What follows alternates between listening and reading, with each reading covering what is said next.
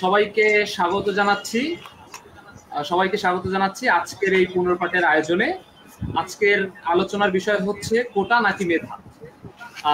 আজকে আলোচনায় আমাদের সাথে অতিথি হিসাবে যুক্ত হয়েছেন অধ্যাপক ডক্টর কামরুল হাসান স্যার, জাহাঙ্গীরনগর বিশ্ববিদ্যালয় দর্শন বিভাগের শিক্ষক। স্যার, আপনাকে আমন্ত্রণ জানাচ্ছি আজকের অনুষ্ঠানে। আমাদের সাথে আরো যুক্ত হয়েছেন মোহাম্মদ মেহেদী হাসান, সভাপতি মুক্তিযোদ্ধা সংসদ সন্তান কমান্ডো। মেহেদী হাসান ভাই, আপনাকে অসংখ্য ধন্যবাদ আমাদের সাথে যুক্ত হওয়ার জন্য। Thank you. এছাড়াও আমাদের সাথে রয়েছেন অঙ্কন চাকমা, সভাপতি পাহাড়ি ছাত্র পরিষদ। অঙ্কন ভাই, আপনাকে আমন্ত্রণ জানাচ্ছি আজকের এই অনুষ্ঠানে। ধন্যবাদ আপনাকে। আমাদের সাথে যুক্ত হয়েছেন কোটা সংস্কার আন্দোলনের অন্যতম সংগঠক বিনিয়ামিন মোল্লা। বিনিয়ামিন মোল্লা ভাই, আপনাকে আমন্ত্রণ জানাচ্ছি আজকের এই অনুষ্ঠানে। ধন্যবাদ আপনাদেরকেও এবং সকল। আমাদের সাথে বর্তমান সময়ে চলমান আন্দোলনের সহ আহ্বায়ক বৈষম্য বিরোধী ছাত্র আন্দোলনের রিফাত রশিদ যুক্ত হওয়ার কথা রয়েছে। আমরা আলোচনা শুরু করছি।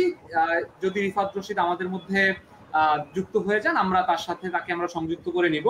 আমরা শুরুতেই সভাপতি মুক্তিযোদ্ধা সংসদ সন্তান কমান্ডো মেহেদী হাসান ভাইয়ের কাছে শুনতে চাই। মেহেদী হাসান ভাই, আপনি কি আমাদেরকে শুনতে পাচ্ছেন? জি জি, শুনতে পাচ্ছি। মেহেদী হাসান ভাই, আপনার কাছে প্রশ্ন। স্বাধীনতার প্রায় অর্ধশত বছর শেষ হয়ে গিয়েছে, আরো 2-3 বছর আগে। এরপরে এসে একটা দীর্ঘ সময় মুক্তিযোদ্ধা কোটা সহ বাংলাদেশের সরকারি চাকরি ব্যবস্থায় অনেক ধরনের কোটা রয়েছে। বর্তমান 2018 সালে আন্দোলনের প্রেক্ষিতে মাননীয় প্রধানমন্ত্রী এই কোটা ব্যবস্থাটি বাতিল করেছিল।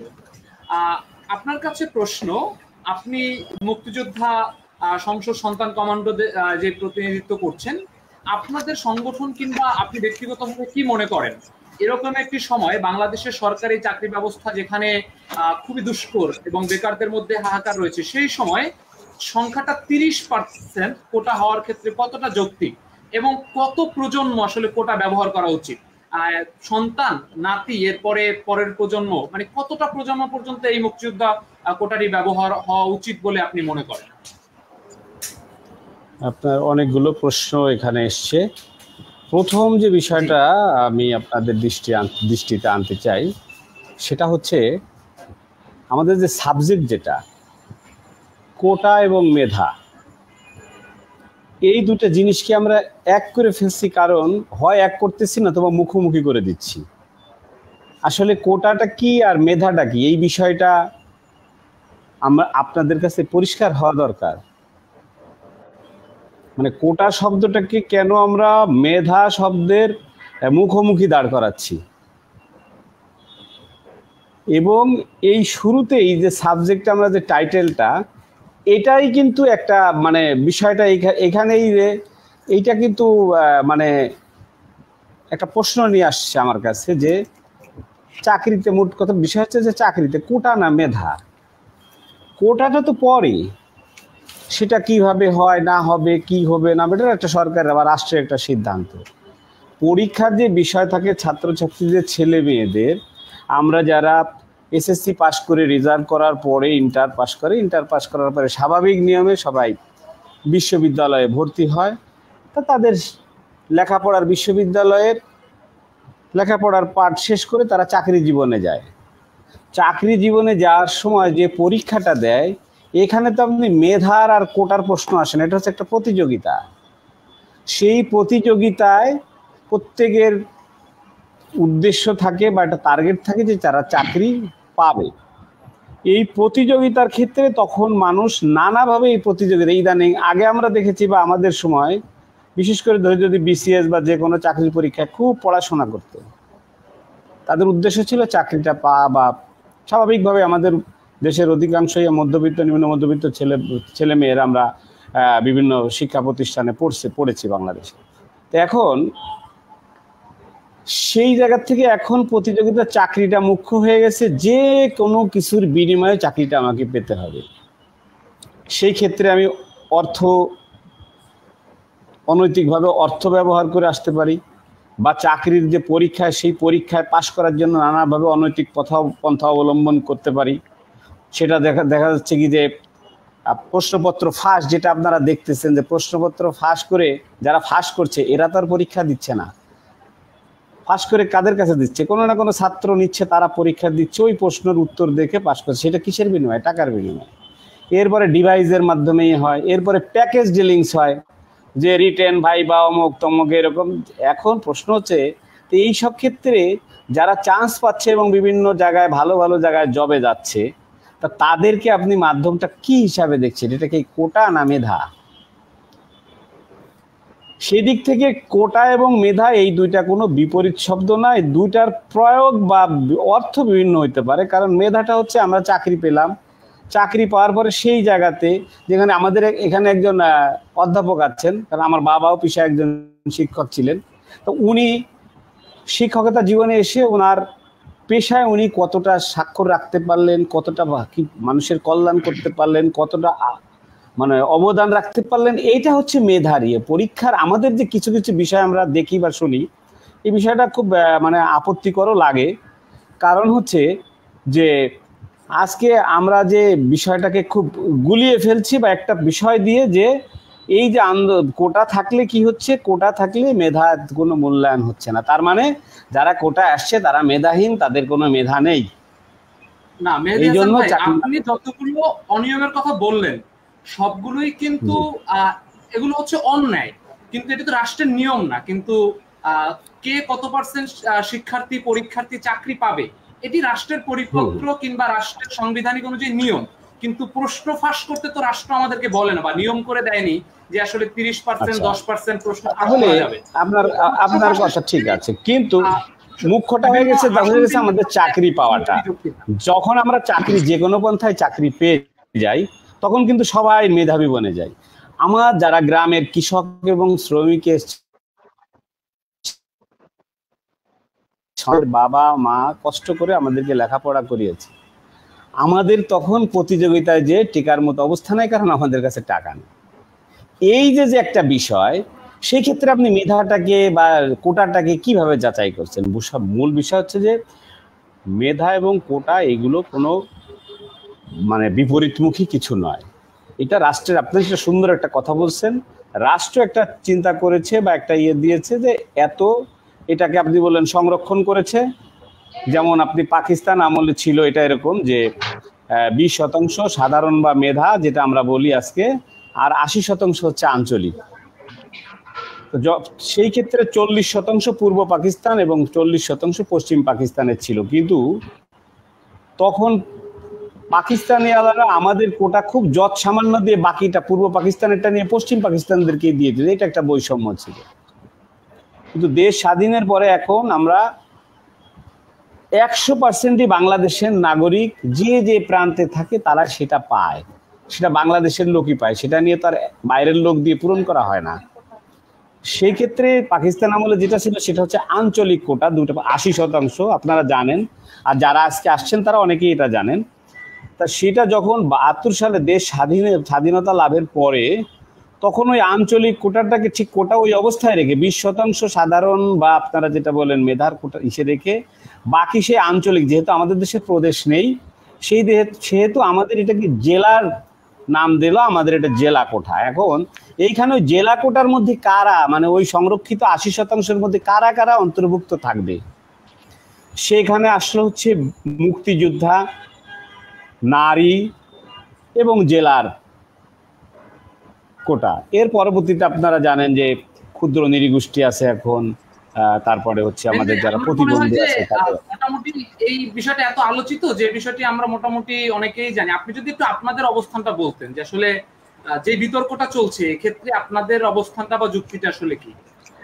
এখন যে বিতর্কটা চলছে এটা হচ্ছে, এখন আমাদের এখানে কিন্তু আমাদের দুজন প্রতিনিধি আমরা যাদেরকে দেখেছি, একজন হচ্ছে যে সম্ভবত কোটা সংস্কার আন্দোলন, আরেকজন হচ্ছে বৈষম্য দূরীকরণে কোটা প্রয়োগ, কি জন বিষয় ওনাদের টাইটেলটা, যাই হোক। এখন আমাদের যে বিষয়টা হচ্ছে যে বর্তমান যে আন্দোলনটা হচ্ছে, এই বর্তমান প্রেক্ষাপটটা নিয়েই আমরা আলোচনা করি। তো ওনাদের দুজনেরই কিন্তু যুক্তি আছে বা দুজনেরই রাইট আছে। ওনারা যে যে জায়গায় কথা বলছেন যে ওনারা বলছেন কোটা সংস্কার, তার মানে হচ্ছে কোটা সংস্কার করতে হলে এখানে কিছু সাবজেক্ট, কিছু মতামত, কিছু প্রস্তাব, কিছু এইরকম একটা বিষয়, তারপরে সেটা আলোচনা, পর্যালোচনা। আর বৈষম্য যেটা মনে হচ্ছে যে এটা এই কারণে এটা বৈষম্য হচ্ছে, এটা বৈষম্য দূর করতে হলে এটা একটা আলোচনা, পর্যালোচনা, সেইটা আমরা প্রস্তাবনা দিতে পারি, বা যারা আমার পক্ষে বিপক্ষে চাই সব মিলাই প্রস্তাবনা, কিন্তু আমরা এটাকে বাস্তবায়ন করতে পারি না। এটা বাস্তবায়ন করতে পারবে সরকার, মূল বিষয় হচ্ছে এটা। আর বর্তমানে যেটা হচ্ছে সেটা করেন যে সংস্কার করা দরকার আছে।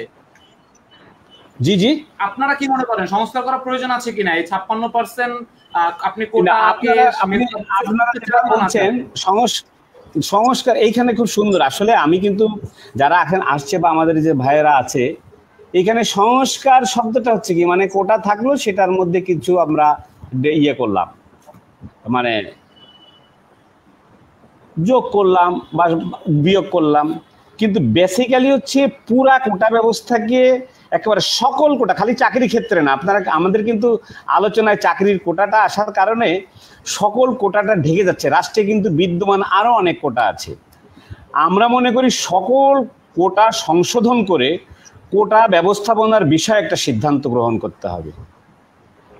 এখানে স্পষ্ট সকল কোটা সংশোধন করে কোটা ব্যবস্থাপনার বিষয়ে সিদ্ধান্ত গ্রহণ করতে হবে, এবং সেই সিদ্ধান্তটা রাষ্ট্রের করা উচিত। কারণ সব কিছু মিলায় রাষ্ট্র চিন্তা করবে, তারপরে যারা এই যে এইটার ভোগী আছে তাদের সাথে আলোচনা করবে, নানা পদ্ধতিতে এটাকে একটা জায়গায় নিয়ে আসতে পারে। কিন্তু 2018 সালে যে বিষয়টা হয়েছে এটাই একটি চরম একটা আপত্তিকর জিনিস হয়েছিল। আপনারা জানেন যে কোটা, সকল কোটা বিদ্যমান, তখন কিন্তু রাষ্ট্র সরকারের থেকে একটি পরিপত্র জারি করা হলো, যে পরিপত্র ছিল যে প্রথম এবং দ্বিতীয় শ্রেণীতে মুক্তিযোদ্ধা কোটা থাকছে, মানে রহিত করা হয়েছে, স্থগিত একটা পরিপত্রের মাধ্যমে। কোটা কিন্তু বাতিল হয় নাই, না না, কোনো কোটা থাকছে না, এটা এরকম না। এইখানেই আমাদের, কারণ কোনো কোটা থাকছে না, মানে কোটা কিন্তু আছে সকল কোটা, বিভিন্ন এবং দ্বিতীয় শ্রেণীতে সকল কোটা স্থগিত করা হয়েছে। দ্বিতীয় শ্রেণীতে মুক্তিযোদ্ধা কোটা, আমি যে বিষয়টা আসতেছি, পরিপত্রটা হলো এখন সকল কোটা যদি হয়, তাহলে রাষ্ট্রের, আমরা যদি 5টা ভাই থাকি বা বোন থাকি, আমার 2টা ভাই বা বোন যদি এই পরীক্ষায় তারা আবেদনের সুযোগ পায়, তখন যদি রাষ্ট্র হঠাৎ করে একটা সার্কুলার দিয়ে বন্ধ করে দিল যে না, আজ থেকে আর এটা হবে না, তখন কি হলো, রাষ্ট্র বৈষম্য করলো। যারা এইটার জন্য সময় সুযোগ পেল না, তাদের চাকরির বয়স থাকতে তারা এই সুযোগটা নিতে পারলো না, তার পরিবারের কেউ নিল, কেউ নিল না, তার মানে এটা এই সুবিধাভোগীরা বৈষম্যের শিকার হলো। তা রাষ্ট্র তো বৈষম্য করতে পারে না, কেউ পাবে কেউ পাবে না, তা তো হয় না। রাষ্ট্র তো সেক্ষেত্রে আমরা আবার আপনার কাছে আসবো। আমাদের একটা বিষয় বলছি যে সেই ক্ষেত্রে বৈষম্য যদি দূর করতে হয় সবাইকে আবার সুযোগ দিতে হবে, আর নতুবা যারা চাকরি পেয়েছিল পূর্বে তাদেরকে এখান থেকে বাদ দিতে হবে, আপনাকে বৈষম্য আনতে হবে। রাষ্ট্র তো বৈষম্য করতে পারে না। সেই ক্ষেত্রে যারা সেই সময় আপনারা দেখেছেন যে কিছু মুক্তিযোদ্ধার সন্তানরা, তাদের চাকরির বয়স ছিল, কিন্তু এই প্রচলনটা হওয়ার পরে, পরিপত্রটা জারি হওয়ার কারণে তারা সেই সুযোগ পায়নি, তাই তারা কোর্টে গিয়েছে। মহামান্য হাইকোর্ট বলছে যে ওই পরিপত্রটা অবৈধ, কিন্তু সেই রায়ের ভিতরে যে মতামত বা কিছু কি দিয়েছে সেই বিষয়টা কিন্তু আমরা কেউ জানি না এ পর্যন্ত, কারণ রায়ের কপিটা আমাদের কাছে আসেনি।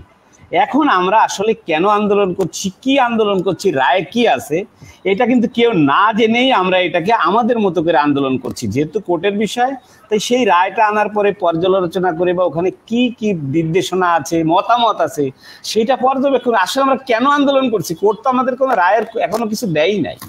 যাই হোক, আমরা কেন আন্দোলন করছি এই প্রশ্নটি নিশ্চয়ই আন্দোলনকারীদের কাছে আমরা শুনবো। মেহেদী ভাই, আপনার কাছে আমরা আবার আসবো, শুনবো। আমার প্রশ্ন যেটি ছিল যে আসলে 30% কোটা কিংবা কতগুলো প্রজন্ম কোটা ব্যবহার করতে পারে বা করা উচিত, সন্তান নাতি কিংবা আসলে এক পরিবারে একটি কোটা কতবার ব্যবহার করা উচিত, এই সমস্ত বিষয়গুলো অনেকের মনেই প্রশ্ন রয়েছে, সেগুলো নিয়ে আমরা শুনবো। আমরা পরে কথা বলতে পারি। বিনিয়ামিন মোল্লা ভাইয়ের কাছে আমরা যেতে চাই। 2018 সালে তুমুল ছাত্রদের যে তীব্র আন্দোলন, সেই আন্দোলনের প্রেক্ষিতে কোটা যেই প্রথাটি একটু আগেই মেহেদী হাসান ভাই বলেছে যে মাননীয় প্রধানমন্ত্রীর বক্তব্যের প্রেক্ষিতে একটি পরিপত্র জারি হয়েছে, প্রথম এবং দ্বিতীয় শ্রেণীতে যে সমস্ত ধরনের কোটা বাতিল হওয়াটা, যে কোনো ধরনের কোনো সংস্কার না করা। কিন্তু আপনাদের মূল জায়গাটি ছিল কোটা সংস্কার আন্দোলন। আপনারা কিন্তু তখন যারাই আন্দোলন করেছে কোনো শিক্ষার্থীরা কোটা বাতিলের আন্দোলন করেনি, কিন্তু তার প্রেক্ষিতে আমরা দেখেছি আপনারা সেই সময়ের কোটা বাতিলটাকেও আপনারা সফলতা হিসেবে ধরেছেন। আপনাদের পরবর্তীতে কোটা সংস্কারের আন্দোলন থেকে রাজনৈতিক ম্যান্ডেট তৈরি হয়েছে এবং আপনারা দেশের সামগ্রিক সংস্কার নিয়ে কাজ করতে চেয়েছেন, প্রত্যাশা করেছেন। কিন্তু আপনার কি মনে হয় না যে ওই সময় যদি আপনারা এটিকে বিজয় হিসেবে না ধরতেন এবং কোটা বাতিল সব বিষয়টা আপনারা মেনে না নিতেন,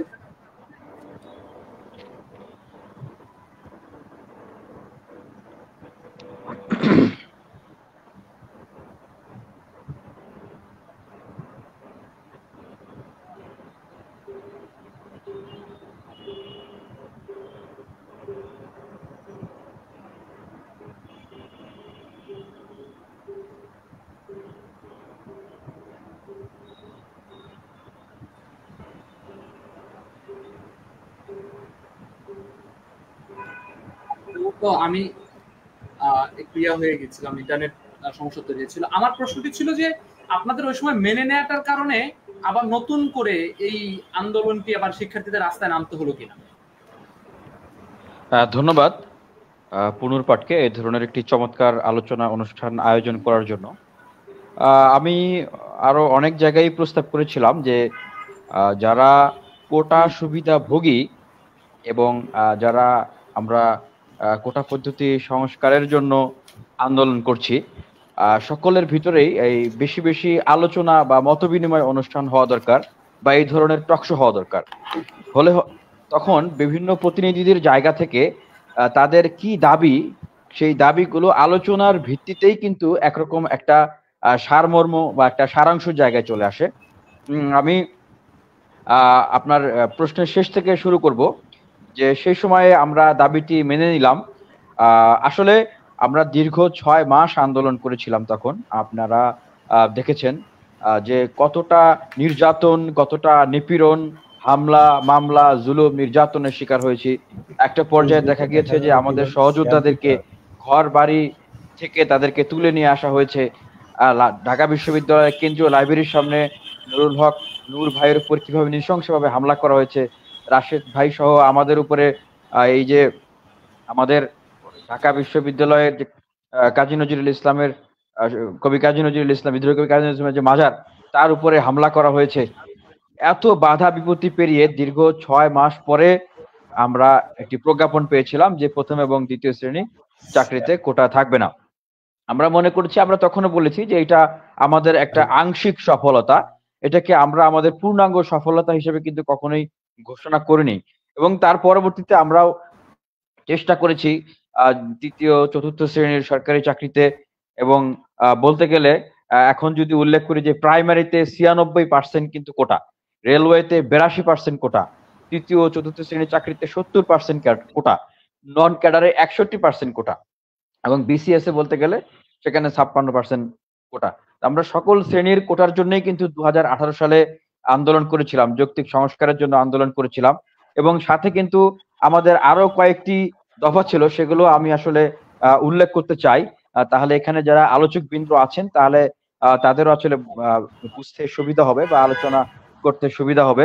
যে আমাদের আরো দাবি ছিল যে কোটায় কোনো ধরনের বিশেষ নিয়োগ নেওয়া যাবে না, এবং চাকরির নিয়োগে একাধিকবার কেউ কোটা ব্যবহার করতে পারবেন না, এবং অভিন্ন বয়স ও কাট মার্কস থাকতে হবে। কারণ আপনারা দেখছেন যে সরকারি চাকরিতে যারা কোটাধারী রয়েছে তাদের জন্য কিন্তু বয়স সীমা এবং কাট মার্কসের বিষয়ে বিশেষ একটি অগ্রাধিকার দেওয়া হয়, এবং কোটায় প্রার্থী না পাওয়া গেলে সেই সমস্ত শূন্য পদে মেধায় নিয়োগ দিতে হবে। এই যে দাবিগুলো, সেই দাবিগুলোর প্রেক্ষিতে আসলে তখন আন্দোলন চলমান ছিল এবং একটি পর্যায়ে প্রজ্ঞাপন জারি হয়। আমি এখন আসলে মেহেদী ভাইয়ের কিছু কথা আর প্রসঙ্গে একটু বলতে চাই, এবং তার আগে আসলে আমি আরেকটু প্রেক্ষাপটটি একটু সংক্ষেপে আমি একটু বলে নিতে চাচ্ছি যে 56% যে কোটা প্রথম শ্রেণীর চাকরির ক্ষেত্রে, সেই 56% কোটার বিষয়ে আমরা 2018 সালে আমরা যে যুক্তিগুলো তুলে ধরেছিলাম, সেই যুক্তিগুলোর ভিতরে ছিল যে 1.10% ক্ষুদ্র নৃগোষ্ঠীর জন্য রাখা হয়েছিল 5% কোটা, এবং 1.40% প্রতিবন্ধীদের জন্য রাখা হয়েছিল 1% কোটা, এবং 0.13 মুক্তিযোদ্ধা ও পোষ্য তাদের জন্য রাখা হয়েছিল 30% কোটা।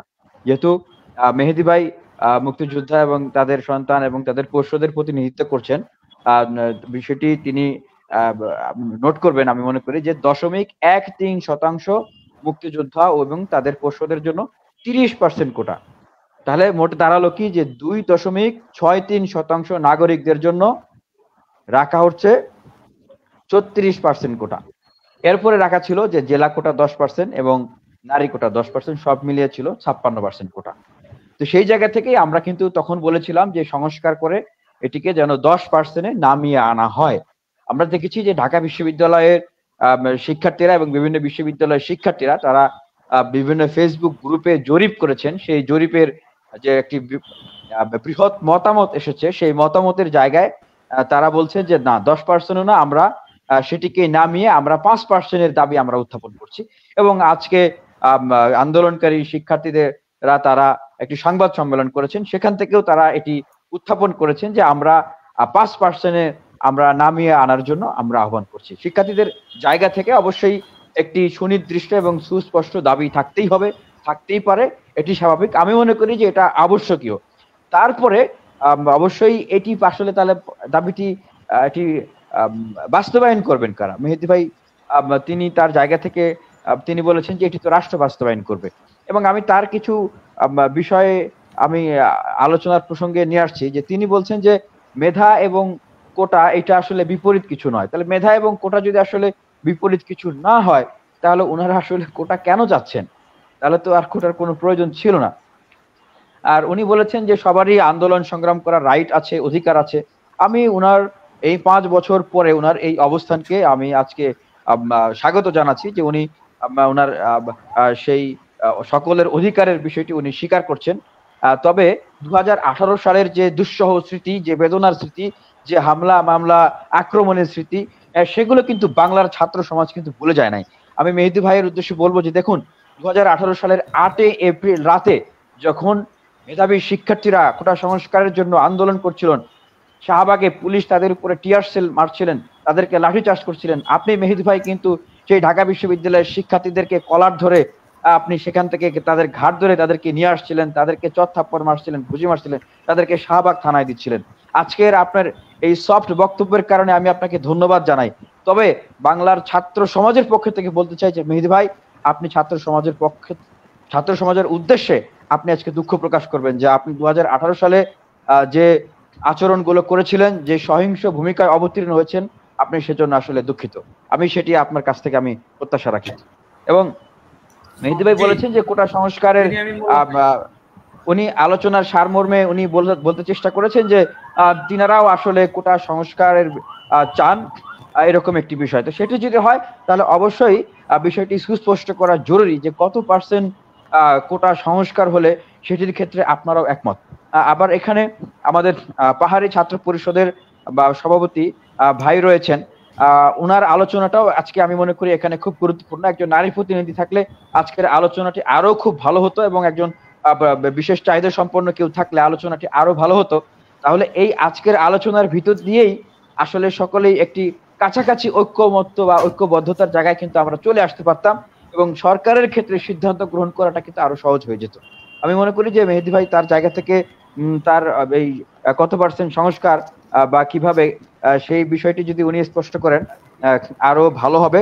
এবং সম্প্রতি একটি রেলের নিয়োগের কথা বলবো, যে রেলে 25 জনের নিয়োগের একটি বিজ্ঞপ্তি ছিল। সেখানে 20 জন পোষ্য কোটায়, 2 জন মুক্তিযুদ্ধ কোটায় এবং 3 জন সাধারণ কোটায় তারা আসলে সুযোগ পেয়েছেন।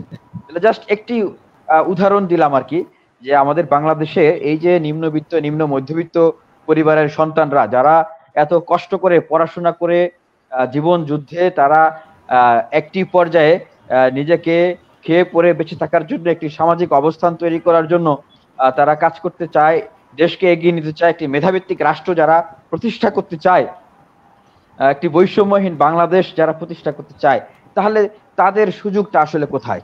আমি আরেকটা জায়গায় আরেকটি বিষয়ে আলোচনা করব। আমি পাবলিক অ্যাডমিনিস্ট্রেশনের শিক্ষার্থী ঢাকা বিশ্ববিদ্যালয়, সেই জায়গায় একটু বলে আমি আলোচনাটি শেষ থেকে পরের বার শুনি। আমি 10 সেকেন্ডে একটু শেষ করে দিচ্ছি। হ্যাঁ জাস্ট 10 সেকেন্ডে, সেটি হচ্ছে যে কোটা জিনিসটা আসলে কি, এটি কিন্তু আমাদেরকে আগে বুঝতে হবে। না বুঝলে কিন্তু পরবর্তী আলোচনার প্রসঙ্গগুলো অনুষঙ্গগুলো কিন্তু আমরা সেভাবে হয়তো ধরতে পারবো না বা মানুষকে বুঝাতে পারবো না। কোটা জিনিসটা হচ্ছে একটি পজিটিভ ডিসক্রিমিনেশন, অর্থাৎ ইতিবাচক বৈষম্য। কিন্তু এটার হার যখন বেশি হয়ে যায় বা এটার প্রয়োজনীয়তাটা যখন শেষ হয়ে যায়, তখন কিন্তু এটি একটি নেতিবাচক বৈষম্য হয়ে যায়। অর্থাৎ মুক্তিযুদ্ধের পরে যখন কোটা দেওয়া হয়েছিল কত পার্সেন্ট সেটি আমরা জানি, তখন সেখানে বঙ্গবন্ধু শেখ মুজিবুর রহমান একটি ইন্টারিম অধ্যাদেশ জারি করেছিলেন যে যুদ্ধাহত মুক্তিযোদ্ধা বা মুক্তিযুদ্ধে যারা অংশগ্রহণ করেছিলেন তাদেরকে জানার সুযোগ দেওয়া হয়। সেক্ষেত্রে সেটি কিন্তু তাদের নাতিপুতি এবং তাদের যে পোষ্য তাদের জন্য কিন্তু সেই বিষয়টি ছিল না।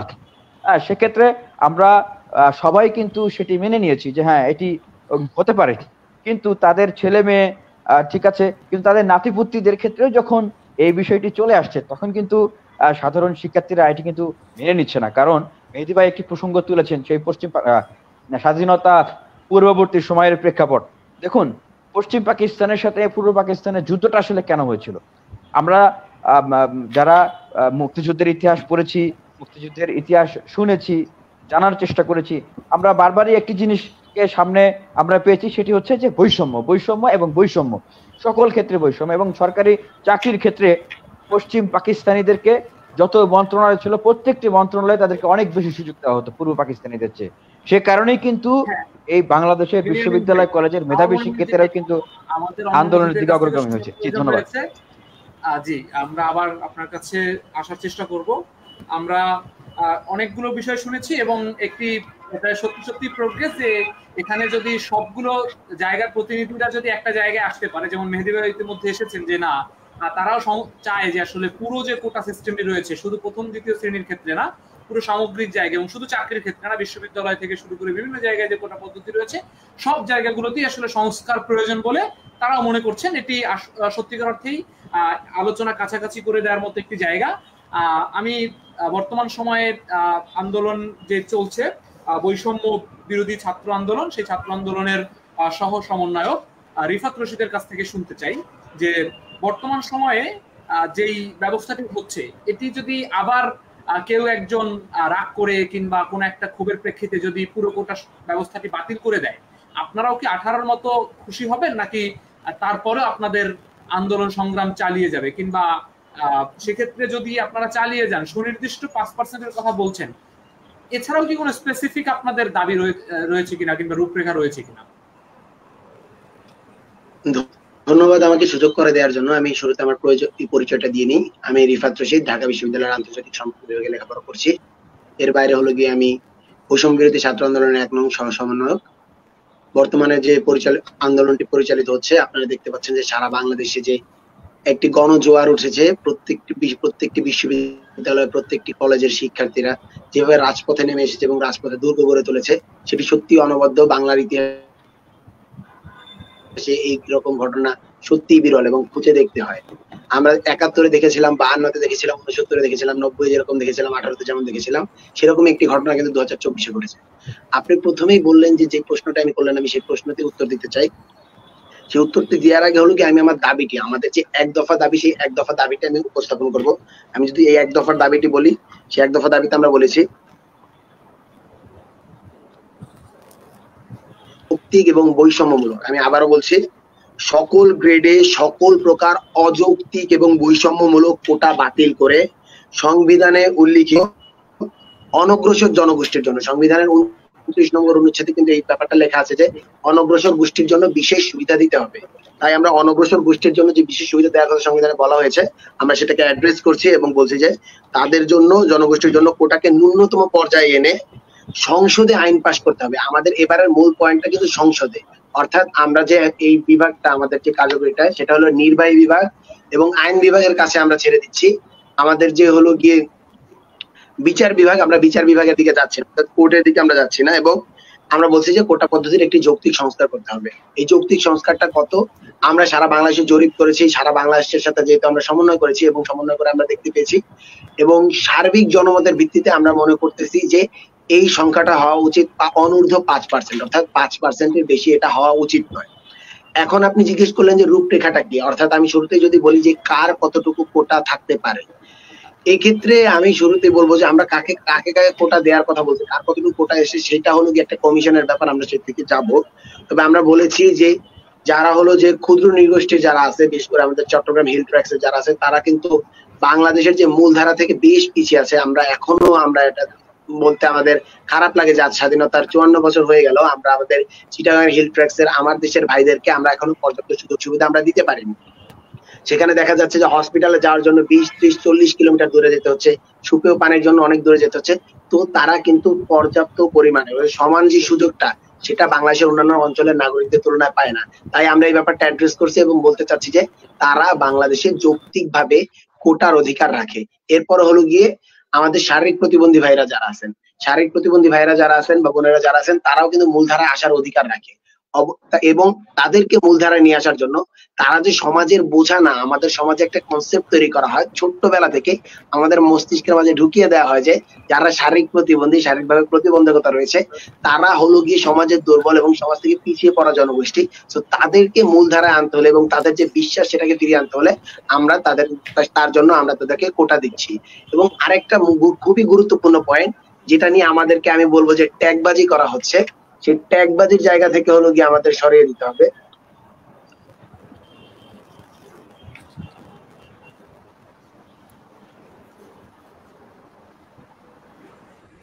রিফাত, আপনাকে শুনতে পাচ্ছি না।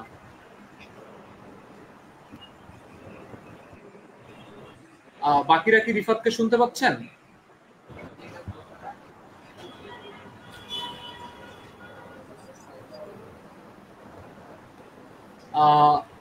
অঙ্কন চাকমা ভাই, আপনি কি রিফাতকে শুনতে পাচ্ছেন? না ভাই, শুনতে পাচ্ছি না আমি। আচ্ছা, সম্ভবত নেটওয়ার্ক সমস্যা। আমরা রিফাতের কাছে আবার আসবো, রিফাত ভাইয়ের কাছে আবার আসবো। এ পর্যায়ে আমরা সরাসরি অঙ্কন চাকমা ভাইয়ের কাছে চলে যেতে চাই। আপনার কাছে সরাসরি প্রশ্ন, বর্তমান যে কোটা আন্দোলনটি হচ্ছে, এই কোটা ব্যবস্থার মধ্যে আপনাদের পাহাড়ি জনগোষ্ঠী বলি, আমরা ক্ষুদ্র নৃগোষ্ঠী জনগোষ্ঠী বলি কিংবা আদিবাসী বলি, যাই বলি, আপনাদের একটা অংশ রয়েছে কোটা ব্যবস্থার ক্ষেত্রে। সেই অংশটার প্রেক্ষিতে যেই আন্দোলনটা হচ্ছে সেটি হচ্ছে টোটাল 56% বিরুদ্ধে একটা সংস্কার করার জন্য আন্দোলন হচ্ছে। আপনাদের আসলে এই ক্ষুদ্র নৃগোষ্ঠীদের অবস্থানটা কি? আপনারা কি মনে করেন এই আন্দোলনের ক্ষেত্রে আপনাদের নিজেদের অবস্থানটা কেমন? আমি সর্বপ্রথম ধন্যবাদ দিতে চাই পূর্ণপাঠকে এবং সেই সাথে যারা আছেন এখানে, আমি সবাইকে ধন্যবাদ জানাচ্ছি। আমি যে কথা বলতে চাচ্ছি সেটা হচ্ছে আপনার পার্বত্য চট্টগ্রামের প্রেক্ষাপটের যদি বলতে চান, আপনাকে হচ্ছে এখন একটু আমাদের শিক্ষা ব্যবস্থাটার দিকে তাকাতে হবে। এটা স্পেশালি আমি পার্বত্য চট্টগ্রাম শিক্ষা ব্যবস্থার কথা এই জন্য বলছি যে এখানকার আমরা যারা বেড়ে উঠছি, পাহাড়ে যারা বেড়ে উঠছি, আমরা আপনাদের বাইরে যারা বেড়ে উঠছি, আমরা প্রধানত যে প্রথম যে স্তর, প্রাথমিক যে শিক্ষার স্তর, এই শিক্ষা স্তর পার করতে আমাকে হিমশিম খেতে হচ্ছে। আপনি প্রথম আলো পত্রিকার গত সালের যদি আপনি প্রথম আলো পত্রিকা একটা জরিপ দেখেন, সেখানে দেখবেন পুরো দেশব্যাপী হচ্ছে এখানকার প্রাথমিক বিদ্যালয়ে ঝরে পড়ার সংখ্যাটা হচ্ছে 20%, কিন্তু সেখানে পার্বত্য চট্টগ্রামের প্রাথমিক বিদ্যালয়ে যারা ঝরে পড়ছে সেখানে কিন্তু 40%। আবার একটু খেয়াল করবেন যে সেটা যদি পুরো শুধুমাত্র আমার জেলা খাগড়াছড়ির কথা বলি, এখানে খাগড়াছড়ি পুরো জেলাব্যাপী হচ্ছে 596টি হচ্ছে প্রাথমিক বিদ্যালয় আছে, কিন্তু সেখানে যদি আপনি মাধ্যমিক স্কুলে যান সেখানে পাবেন মাত্র 114। কেন এই কথা বলছি? সেটা বলছি হচ্ছে আমরা যারা পাহাড়িরা, আমরা কিন্তু বাংলার পাশাপাশি আরো 2টা ভাষা শিখতে হচ্ছে। একদম ছোট বাচ্চা তার যে প্রথম বিকাশের যে সত্যটা আছে, প্রাথমিক পর্যায়ে তার হচ্ছে প্রাথমিক মানে নিজের মাতৃভাষা পড়াশোনা করার জায়গাটা আছে, কিন্তু সেখান থেকে বঞ্চিত। যে তার প্রাথমিক অবস্থায় তাকে যখন শেখানো হচ্ছে, সে আদৌ তার বিকাশের যে সম্ভাবনার জায়গাটা সে বুঝতে পারছে কিনা, তারপর সে ইংলিশ পড়ছে এবং সেই পর্যায়ে সে এখন আপনাদের সাথে হচ্ছে আমাদেরকে কম্পিটিট করতে হচ্ছে। এই একটা সংকট এখানে।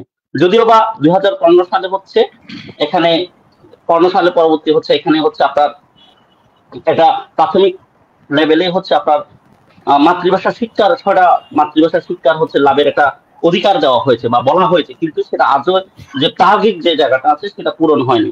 আপনি একটু খেয়াল করবেন যে এখানকার দেশের মধ্যে যে মুক্তিযুদ্ধের কথা বলছি সেটা আছে সাম্য, মানবিক মর্যাদা এবং সামাজিক ন্যায় বিষয়ে যে প্রেক্ষাপটে যে চিন্তার মুক্তিযুদ্ধ হয়েছে, সেটার আমরা কত বছর পরে হচ্ছে এখানকার পাহাড়িদের বা এখানকার অন্যান্য জাতিসত্তারা যারা আছে তাদের কত বছর পরে হচ্ছে এখানে কোটার যে ব্যবস্থাটা, সমাজ বিকাশের যে জায়গার কথা বলছে, সামাজিক ন্যায় বিচার সাম্যের যে জায়গাটা কত বছর পরে গিয়ে এখানে হচ্ছে অ্যাপ্লাই হয়েছে।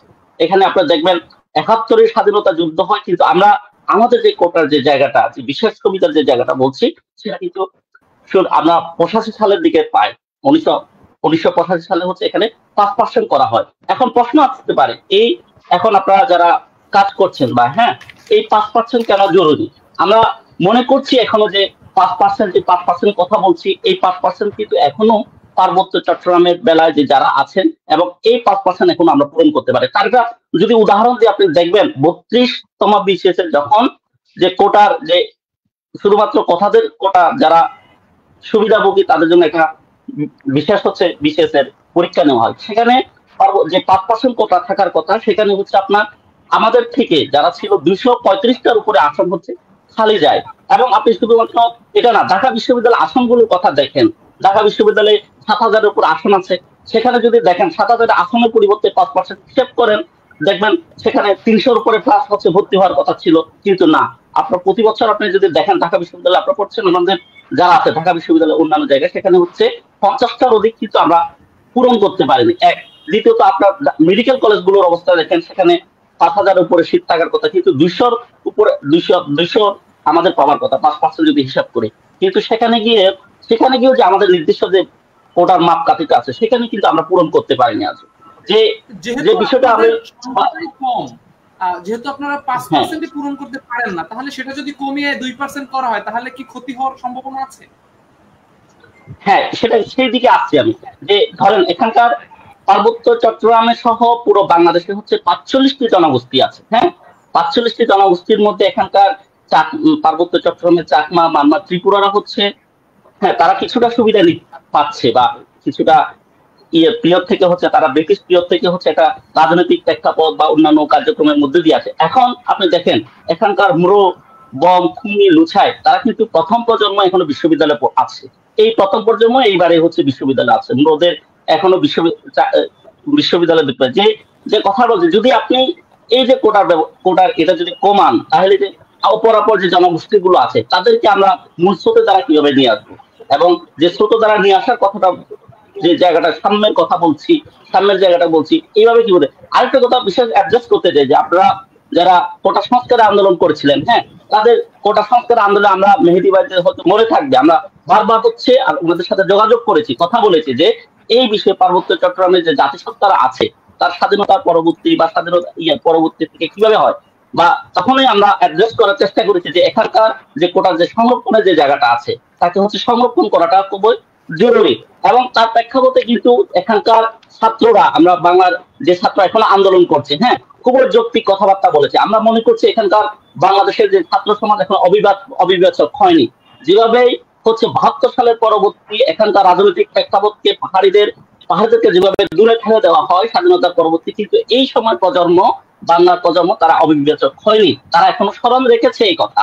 হ্যাঁ, যদি সেদিক দিয়ে হয়, আমরা বলতে চাই যে ১৮ সালে যে কোটা একেবারে বাতিল করা হয়, সেখানে প্রধানমন্ত্রী শেখ হাসিনা হচ্ছে একজন আজকের যে কোটার ছাত্রদের থেকে হচ্ছে অবিবেচক ছিলেন, একেবারে নাম খোঁজ থেকে, কিন্তু এখানকার যে ছাত্র সমাজের থেকে হচ্ছে দাঁড়িয়ে আমার হচ্ছে এটা ধান্দিক অবস্থান তৈরি করে রেখেছে। হ্যাঁ, যে বিষয়টা বারবার অ্যাড্রেস করতে চাচ্ছি সেটা হচ্ছে, আপনারা যদি ব্রিটিশ পিরিয়ডেও দেখেন ৬০ সালে যখন কাপ্তাই বাদ হয়, কাপ্তাই বাদের ফলে এখানে হচ্ছে ৬০,০০০ অধিক জনগোষ্ঠী হচ্ছে এখানে উদ্বাস্তু হতে হয়।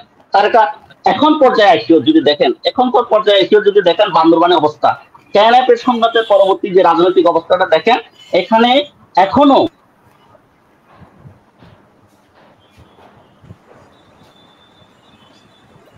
অঙ্কন ভাই, আপনাকে সম্ভবত আপনার নেট সম্ভবত খারাপ হয়েছে। আমরা আবার শুনতে পাচ্ছেন? হ্যাঁ, আমরা শুনেছি। হ্যাঁ, আপনাকে শুনতে পাচ্ছি। আপনার কাছে আমরা আবার আসবো, আপনার কাছে পরবর্তী সময় প্রশ্ন থাকবে। আপনাদের প্রয়োজন আমরা বুঝতে পেরেছি, আপনার দাবি পাহাড়িরা পিছিয়ে আছে, সেই জায়গা থেকে কোটা থাকা দরকার, কিন্তু আপনার কাছে স্পেসিফিক প্রশ্ন পরে আমরা আলোচনায় শুনবো যে সামগ্রিকভাবে যে সংস্কারের আন্দোলনটি হচ্ছে সেক্ষেত্রে আপনারা কি মনে করেন, সেটাকে আপনারা সমর্থন করেন কিনা। আপনার দাবিটা রেখে আমি আমরা আমি আমি শেষ করতে চাচ্ছি। হ্যাঁ, যেটা বলতে চাচ্ছি সেটা হচ্ছে স্বাধীনতার এত বছর পরেও বন জনগোষ্ঠী হচ্ছে 400 পরিবার এখনো শরণার্থী হিসেবে আছে। তো এই রাজনৈতিক প্রেক্ষাপট পরিবর্তনের মধ্য দিয়ে গিয়ে একজন ছাত্রের কোনোদিন পড়াশোনায় মনোযোগী হওয়ার ইয়াটা কতটুকু আপনি যৌক্তিক মনে করেন? সে কতটুকু হচ্ছে পড়াশোনায় মনোযোগী হইতে পারবে? পড়াশোনা মনোযোগী হয়ে সে কিভাবে হচ্ছে আপনাদের মতো যেই জায়গায় আছেন, যে প্রিভিলেজ জায়গায় এখানে আসাটা কতটুকু হচ্ছে আপনারা মনে করছেন? যে আমরা মনে করছি এখন তো যারা কোটা সংস্কার আন্দোলন করছেন, বৈষম্য বিরোধী আন্দোলন করছেন, আমরা আজকে বিবৃতি দিয়েছি, আমরা বলছি এটা খুব যৌক্তিক। এবং পাশাপাশি আমরা এও আশা রাখবো যে হচ্ছে বৈষম্য বিরোধী যারা ছাত্র আন্দোলন করছেন তাদের হচ্ছে আপনারা হচ্ছে অন্যান্যদের মতো করে হচ্ছে অভিবাসক হবে না, যেটি হচ্ছে স্বাধীনতার পরবর্তী আমরা অনেক আশা করেছিলাম এই দেশের প্রতিনিধিদের কাছ থেকে। আমরা আশা করছি আপনারা অভিবাসক হবেন। এটা ধন্যবাদ। ধন্যবাদ। আমরা সবারই কথা শুনলাম। আমাদের সাথে দীর্ঘ সময় যাবত অপেক্ষা করছেন অধ্যাপক doctor Kamrul Hasan sir. Sir, আপনি সকল স্টেক হোল্ডারের বক্তব্য শুনলেন। আমরা স্বাধীনতার পরবর্তী সময় থেকে শুরু করে আমার মনে হয় জ্ঞানের যে ইতিহাস, সেই সক্রেটিস প্লেটোর সময় থেকে শুরু করে আমরা বিভিন্ন সময়ে সর্বশেষ বলি একটা জায়গায় আমরা তাকিয়ে থাকি, যারা আমাদেরকে সমাজে শিখায়, যে সমস্ত শিক্ষা প্রতিষ্ঠানগুলোকে আমরা জাতির মেরুদণ্ড বলি কিংবা বিদ্যাপীঠ বলি, সেই জায়গাগুলো নিয়েও সাম্প্রতিক সময় থেকে শুরু করে বিভিন্ন সময় বিভিন্ন ধরনের প্রশ্ন তৈরি হয়েছে। কোটা সংস্কার, কোটা বাতিল এবং কোটা সংরক্ষণ বিভিন্ন প্রেক্ষিতে বিভিন্ন স্টেক হোল্ডারদের দাবি রয়েছে, আন্দোলন রয়েছে। সামগ্রিকভাবে বিশেষ করে মেহেদী হাসান ভাই একটি প্রসঙ্গ তুলেছেন যে আসলে শুধুমাত্র চাকরির ক্ষেত্রে না, বাংলাদেশের অন্যান্য বিভিন্ন জায়গায় কোটা রয়েছে। বিশেষ করে বিশ্ববিদ্যালয়ের আলাপ উঠলে বিশ্ববিদ্যালয়ের পোষ্য কোটা নিয়ে অনেক বেশি আলাপ আলোচনা ওঠে। সামগ্রিকভাবে আসলে কোটা ব্যবস্থা, কোটা সংস্কার নিয়ে স্যার আপনার ভিউটা কি, যদি আপনি আমাদের সাথে বলতেন স্যার। ধন্যবাদ।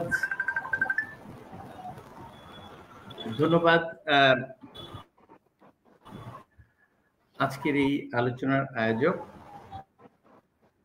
পুনর্পাঠের সাথে সম্পৃক্ত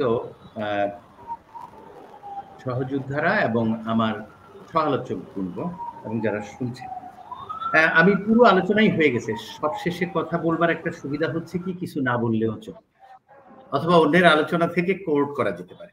তো আমি দু একটা বিষয় বলি যেগুলো এই আলোচনা থেকে এন্টেইল করে।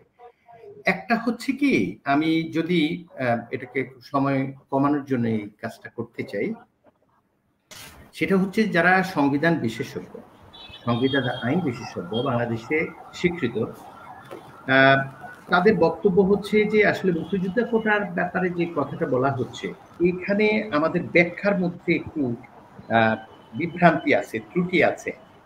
কারণ শুরুতে এই বাংলাদেশ স্বাধীন হবার পর শুরুতে যেভাবে শুরু হয়েছে ইন্টারিম রিক্রুটমেন্ট পলিসি, সেটা সাময়িক, এবং তখন স্বাধীনতোত্তর সময়টা ঠিক ছিল, এবং 80% ছিল কোটা, 20% মেধায়, কিন্তু এটা সাময়িক ওনারা বলছেন। তারপর দেখা যাচ্ছে যে আমরা ইতিহাসের পেছনের দিকে যদি তাকাই, এটা খুবই গুরুত্বপূর্ণ একটা জিনিস। দুবার সেই পরিস্থিতি থেকে বের হওয়ার চেষ্টা হয়েছে, আমি দেখেছি একটা লেখায়। সেটা হচ্ছে 1976 সাল পর্যন্ত কিন্তু 80% কোটা ছিল। তারপর 1985 সালে প্রথম দ্বিতীয় শ্রেণীর পদে যেই 45% মেধার ভিত্তিতে নিয়োগের নিয়মটা চালু হয়েছে, এবং 95 এবং 76 সালের পর মেধার ভিত্তিতে 40% নিয়োগ এবং কোটায় 60%। তার মানে হচ্ছে পর্যায়ক্রমে আমাদের উপলব্ধি হয়েছে যে এটা আসলে ওটার যেই রেশিওটা, এই রেশিওটা আমাদের সংবিধানের যেই স্পিরিট, এটার সাথে একটু সাংঘর্ষিক হয়ে যাচ্ছে। শুরুতে ঠিক ছিল, সমস্যা নেই। তখন যে কাজটা করা হয়েছে, আর্টিকেল 29-এ সংবিধান বিশেষজ্ঞরা বলছে, যেহেতু আমি এই কথাটা বলছি জন্য যে সরকার বলছে যে উচ্চ আদালতে এটা ফয়সালা হওয়া উচিত, এবং শিক্ষার্থী, আন্দোলনকারী শিক্ষার্থীর পক্ষ থেকে আসলে একজন লয়ার তারা সম্পৃক্ত করতে চাচ্ছেন আপিল বিভাগে সর্বশেষ শুনানিতে। কিন্তু আমার কথা হচ্ছে যে আমাদের অ্যাটর্নি জেনারেল অফিস সেটা হচ্ছে আমাদের নির্বাহী বিভাগের অংশ, রাষ্ট্রের পক্ষ, এবং তারা সর্বশেষ যেই প্রজ্ঞা রিটের প্রেক্ষিতে যেই অবৈধ ঘোষণা করেছেন 18 পরিপত্রকে, বিশেষ করে মুক্তিযুদ্ধ অংশকে ইঙ্গিত করে। আমি ওই রায়টি পড়িনি, ফলে কোন কোন অংশ বাদ দিয়েছে, কিভাবে দিয়েছে, নাকি পুরোটাই আসলে বাদ দিয়েছে, তাহলে সরাসরি সবগুলোই রিভাইভ করবে আবার, জানি না সেটা। তো যাই হোক, যেটাই হোক না কেন, আমাদের অ্যাটর্নি জেনারেলের অফিস, যেটা নির্বাহী বিভাগের অংশ, এবং সরকার যেহেতু এই সিদ্ধান্ত নিয়ে পরিপত্র জারি করেছে, এটার ন্যায্যতা, এটার যৌক্তিকতা উপস্থাপন করবার দায়িত্ব তাদের। কিন্তু আমরা দেখেছি রিড করার পর যে রায়টি হয়েছে, সেই রায়টির পর শিক্ষার্থীদের আন্দোলন করতে হয়েছে, এবং অবস্থা দৃষ্টি মনে হয়েছে যে আন্দোলনের পরিপ্রেক্ষিতে আমরা দেখেছি যে একটা আপত্তি জানানো হয়েছে এবং আপিল বিভাগের শুনানির আয়োজন হয়েছে। তাহলে স্বাভাবিকভাবে সরকারের গৃহীত সিদ্ধান্তের বিপরীতে হাইকোর্টের রায়ের বিপক্ষে বলতে সেটাকে চ্যালেঞ্জ করে ন্যায্য সিদ্ধান্তের এনশিওর করার যে দায়িত্বটি অ্যাটর্নি জেনারেল অফিসের ছিল, সেটা নিয়ে মানুষের মধ্যে সংশয় আছে। এবং সরকারের নির্বাহী বিভাগ হিসাবে এই আলোচনায় বলতে চাই, তাদের পুরোপুরি স্টাডি করে এই জিনিসটা করা উচিত। এবং সেই প্রেক্ষিতে আমি বলতে চাই, আর্টিকেল 29, তারা আইনজীবী আরো ভালো বুঝবেন, সবার সমান অধিকার আমাদের সংবিধান আসলে নিশ্চিত করবার কথা বলেছে। এবং এখানে একটি বিষয় পরিষ্কার করা হয়েছে, সেটা হচ্ছে যে অনগ্রসর অংশ, যেটা বিশেষ করে শিশু, নারী এবং মুক্তিযোদ্ধাদের ক্ষেত্রে পঙ্গু এবং নিহত মুক্তিযোদ্ধাদের বিষয়ে পরবর্তীতে আর্টিকেল 15-এও কিছু স্পষ্টতা আছে। যারা আইনজীবী আমার চেয়ে ভালো বলবেন, এটি জাস্ট এ ক্লু। আপনারা যখন উচ্চ আদালতে, বিশেষ করে আপিল বিভাগে এই বিষয়টি সর্বশেষ শুনানি হবে, আপনারা নিজেরা যেহেতু আইনজীবী এবং নির্বাহী বিভাগের সদস্য, আপনাদের সিদ্ধান্তকে আসলে চ্যালেঞ্জ করেছে হচ্ছে হাইকোর্টের সেই রায়। ফলে শিক্ষার্থীদের আন্দোলন এবং বিবাদীর একজন আইনজীবীকে আমন্ত্রণ জানানো কালক্ষেপণের কৌশল কিনা, এ বিষয়ে আমি একটু সন্দেহ প্রকাশ করতে চাই একজন শিক্ষক হিসেবে, আমি যেটা লক্ষ্য করেছি। আর দ্বিতীয়টা হচ্ছে, এখানে অনগ্রসর অংশ বলতে যা বুঝায়, বিষয়টা একটু স্পষ্টতা দরকার। সংশ্লিষ্ট মহল যদি আমাদের আলোচনা থেকে ত্রুটি থাকলে সেটা আপনারা পরিহার করবেন, কিন্তু এখানে যদি কোনো পয়েন্ট থাকে, let me invite you take a note of it. সেটা হচ্ছে, দেখুন, অনগ্রসর অংশ যেটা, সেটা হচ্ছে মাননীয় প্রধানমন্ত্রী নিজেও মুক্তিযুদ্ধের সময় যিনি নেতৃত্ব দিয়েছেন, তার সন্তান এবং তার চেয়ে বড় মুক্তিযোদ্ধার সন্তান কোথায় খুঁজে পাবো? মানে সেই জেট ফোর্সের অধিনায়ক জিয়াউর রহমান, যিনি স্বাধীনতার ঘোষক বলা হচ্ছে, বলি আমরা, এবং এটার বিতর্ক যাই থাকুক, আমরা সেটাই না যাই, এবং উনি বীরুত্তম খেতাব পাওয়া তৎকালীন সরকারের সময়, তার সন্তান জনাব তারেক রহমান ধরুন, অথবা তার নাতি হচ্ছে জাইমা রহমান, ওরা কি অনগ্রসর অংশ? তাহলে মুক্তিযোদ্ধাদের অনগ্রসর অংশের মধ্যে ফেলে দেওয়া, তাদেরকে আসলে অসম্মানিত করা। এই অনগ্রসর বলতে কি বোঝায়, এই বিষয়টাই স্পষ্ট করার জন্য আসলে মুক্তিযুদ্ধে পঙ্গু মুক্তিযোদ্ধা বা নিহত মুক্তিযোদ্ধা এবং অসচ্ছল পরিবারের জন্য এটা বলা হচ্ছে। এবং যথাযথভাবেই মুক্তিযোদ্ধাদের পদক দেওয়ার বিষয়ে আরো সংখ্যা বাড়ানো যেতে পারে, এবং আরো সম্মান দেওয়া যায় কিনা আমরা ভাবতে পারি। এমনকি তাদের ভাতা যেটা হচ্ছে সেটাও বাড়াতে পারি। কিন্তু একটি আমরা বাংলাদেশ স্বাধীন হয়েছে যে লক্ষ্যে, সেটা হলো বৈষম্য বিরোধী। বিনিয়মেন কিছুটা উল্লেখ করেছেন। দেখুন, ব্রিটিশদের বিরুদ্ধে যখন আমরা সংগ্রাম করেছিলাম, তখনও কিন্তু কৃষক এবং জমিদারদের মধ্যে এই বৈষম্যের জায়গাটা আমরা আন্দোলন করে, ব্রিটিশ খেদাও আন্দোলনে নিম্ন শ্রেণীর, নিম্ন বর্গের মানুষদের ইনভলভ করে আমরা মুক্ত হয়েছি। 1947 সালে দেশভাগের সময় মুসলমানরা অপেক্ষিত শিক্ষায় পিছিয়ে ছিল এবং তারা অনেক সুবিধা কম পেত, এবং সেই যাতনা থেকে দেশ ভাগটা হলো। এবং তৎকালীন আমরা জাতির পিতা সেই সময়ের জিন্না সাহেব, তিনি কিন্তু প্রাদেশিক অধিবেশনের সবার প্রথম অধিবেশনেই বলেছেন যে এই বিভক্ত পাকিস্তানের সবচেয়ে বড় কাজটি যেটা হবে, সেটা হচ্ছে দুর্নীতিমুক্ত হওয়া এবং বৈষম্য দূর করা। আমরা দেখলাম 47 থেকে স্বাধীন হওয়ার আগ পর্যন্ত বাংলাদেশ পাকিস্তান যা চর্চা করছে, এই দুটোই। ওরা যারার পণ্যেই দুর্নীতি করেছে এবং বৈষম্যের চর্চা করেছে। আমরা বাংলাদেশ আওয়ামী লীগের নেতৃত্বে কিন্তু সংগ্রাম করেছি, আমরা মুক্ত হয়েছি। আমাদের এখানে রণাঙ্গনে মুক্তিযোদ্ধারা মুক্ত করেছেন।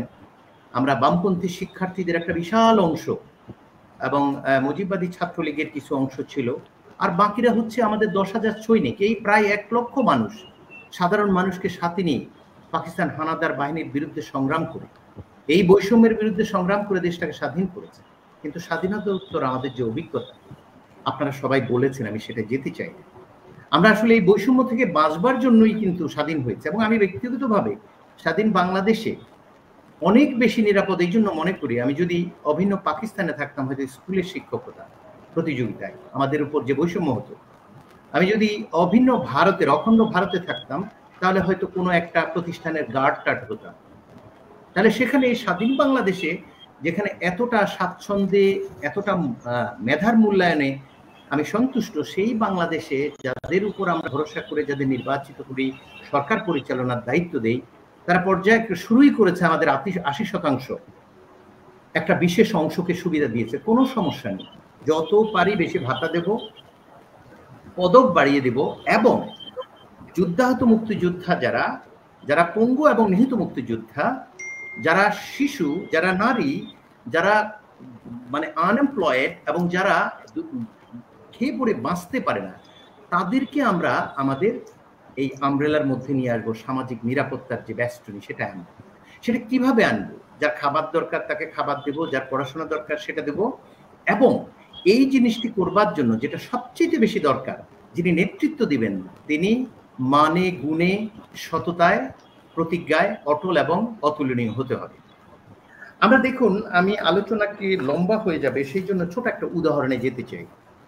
সেটা হচ্ছে যে একটা পরিসংখ্যানে দেখলাম 2006-এ 25তম বিসিএস-এ মেধায় যেই শিক্ষার্থীরা, যেই প্রার্থীরা প্রতিযোগিতা করেছেন, তার মধ্যে 228 জনকে চিহ্নিত করা গেছে যে তারা উপযুক্ত সরকারি এই চাকরির জন্য, বিশেষ করে বিসিএস।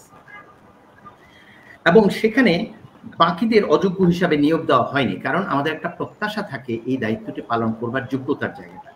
কিন্তু আমরা কোটার ক্ষেত্রে দেখলাম যে সেখানে এই ব্যবস্থাটা বহাল থাকার কারণে, শুধু তো পদ্ধতিগত ত্রুটির কারণে 1611তম যিনি, তিনি পররাষ্ট্র ইয়েতে ক্যাডারে সুযোগ পেয়েছেন, এবং পদোন্নতির এই যেই অ্যাফার্মেটিভ অ্যাকশনের যে চর্চা, সেই চর্চা অনুযায়ী তিনি একজন পররাষ্ট্র সচিব।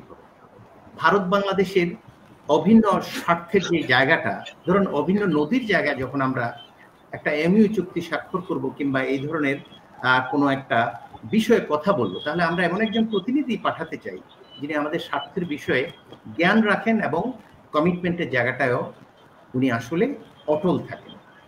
ধরে নিলাম কমিটমেন্টের জায়গায়, মুক্তিযুদ্ধের চেতনায় তিনি অটল আছেন, কিন্তু মেধার জায়গাটা এটা তো ন্যাচারালি গিভেন, এবং চর্চারও কোনো একটা বাস্তব কারণে যদি তিনি এই সুযোগটা না পান, তিনি এই সুযোগটা এই জন্যই নেওয়া সঙ্গত নয়, যৌক্তিক নয়, যে কারণে তিনি তার সন্তানকে টিউটর হিসেবে নিয়োগ দেওয়ার সময় তার দলের কোনো কর্মী, কোনো মাসেলম্যানকে দেন না, ধর্ম বর্ণ নির্বিশেষে এমন একজন শিক্ষার্থীকে টিউটর হিসেবে নিয়োগ করেন যিনি অঙ্ক পড়াতে পারেন, ইংরেজি ভাষায় কথা বলতে পারেন, লিখতে পারেন।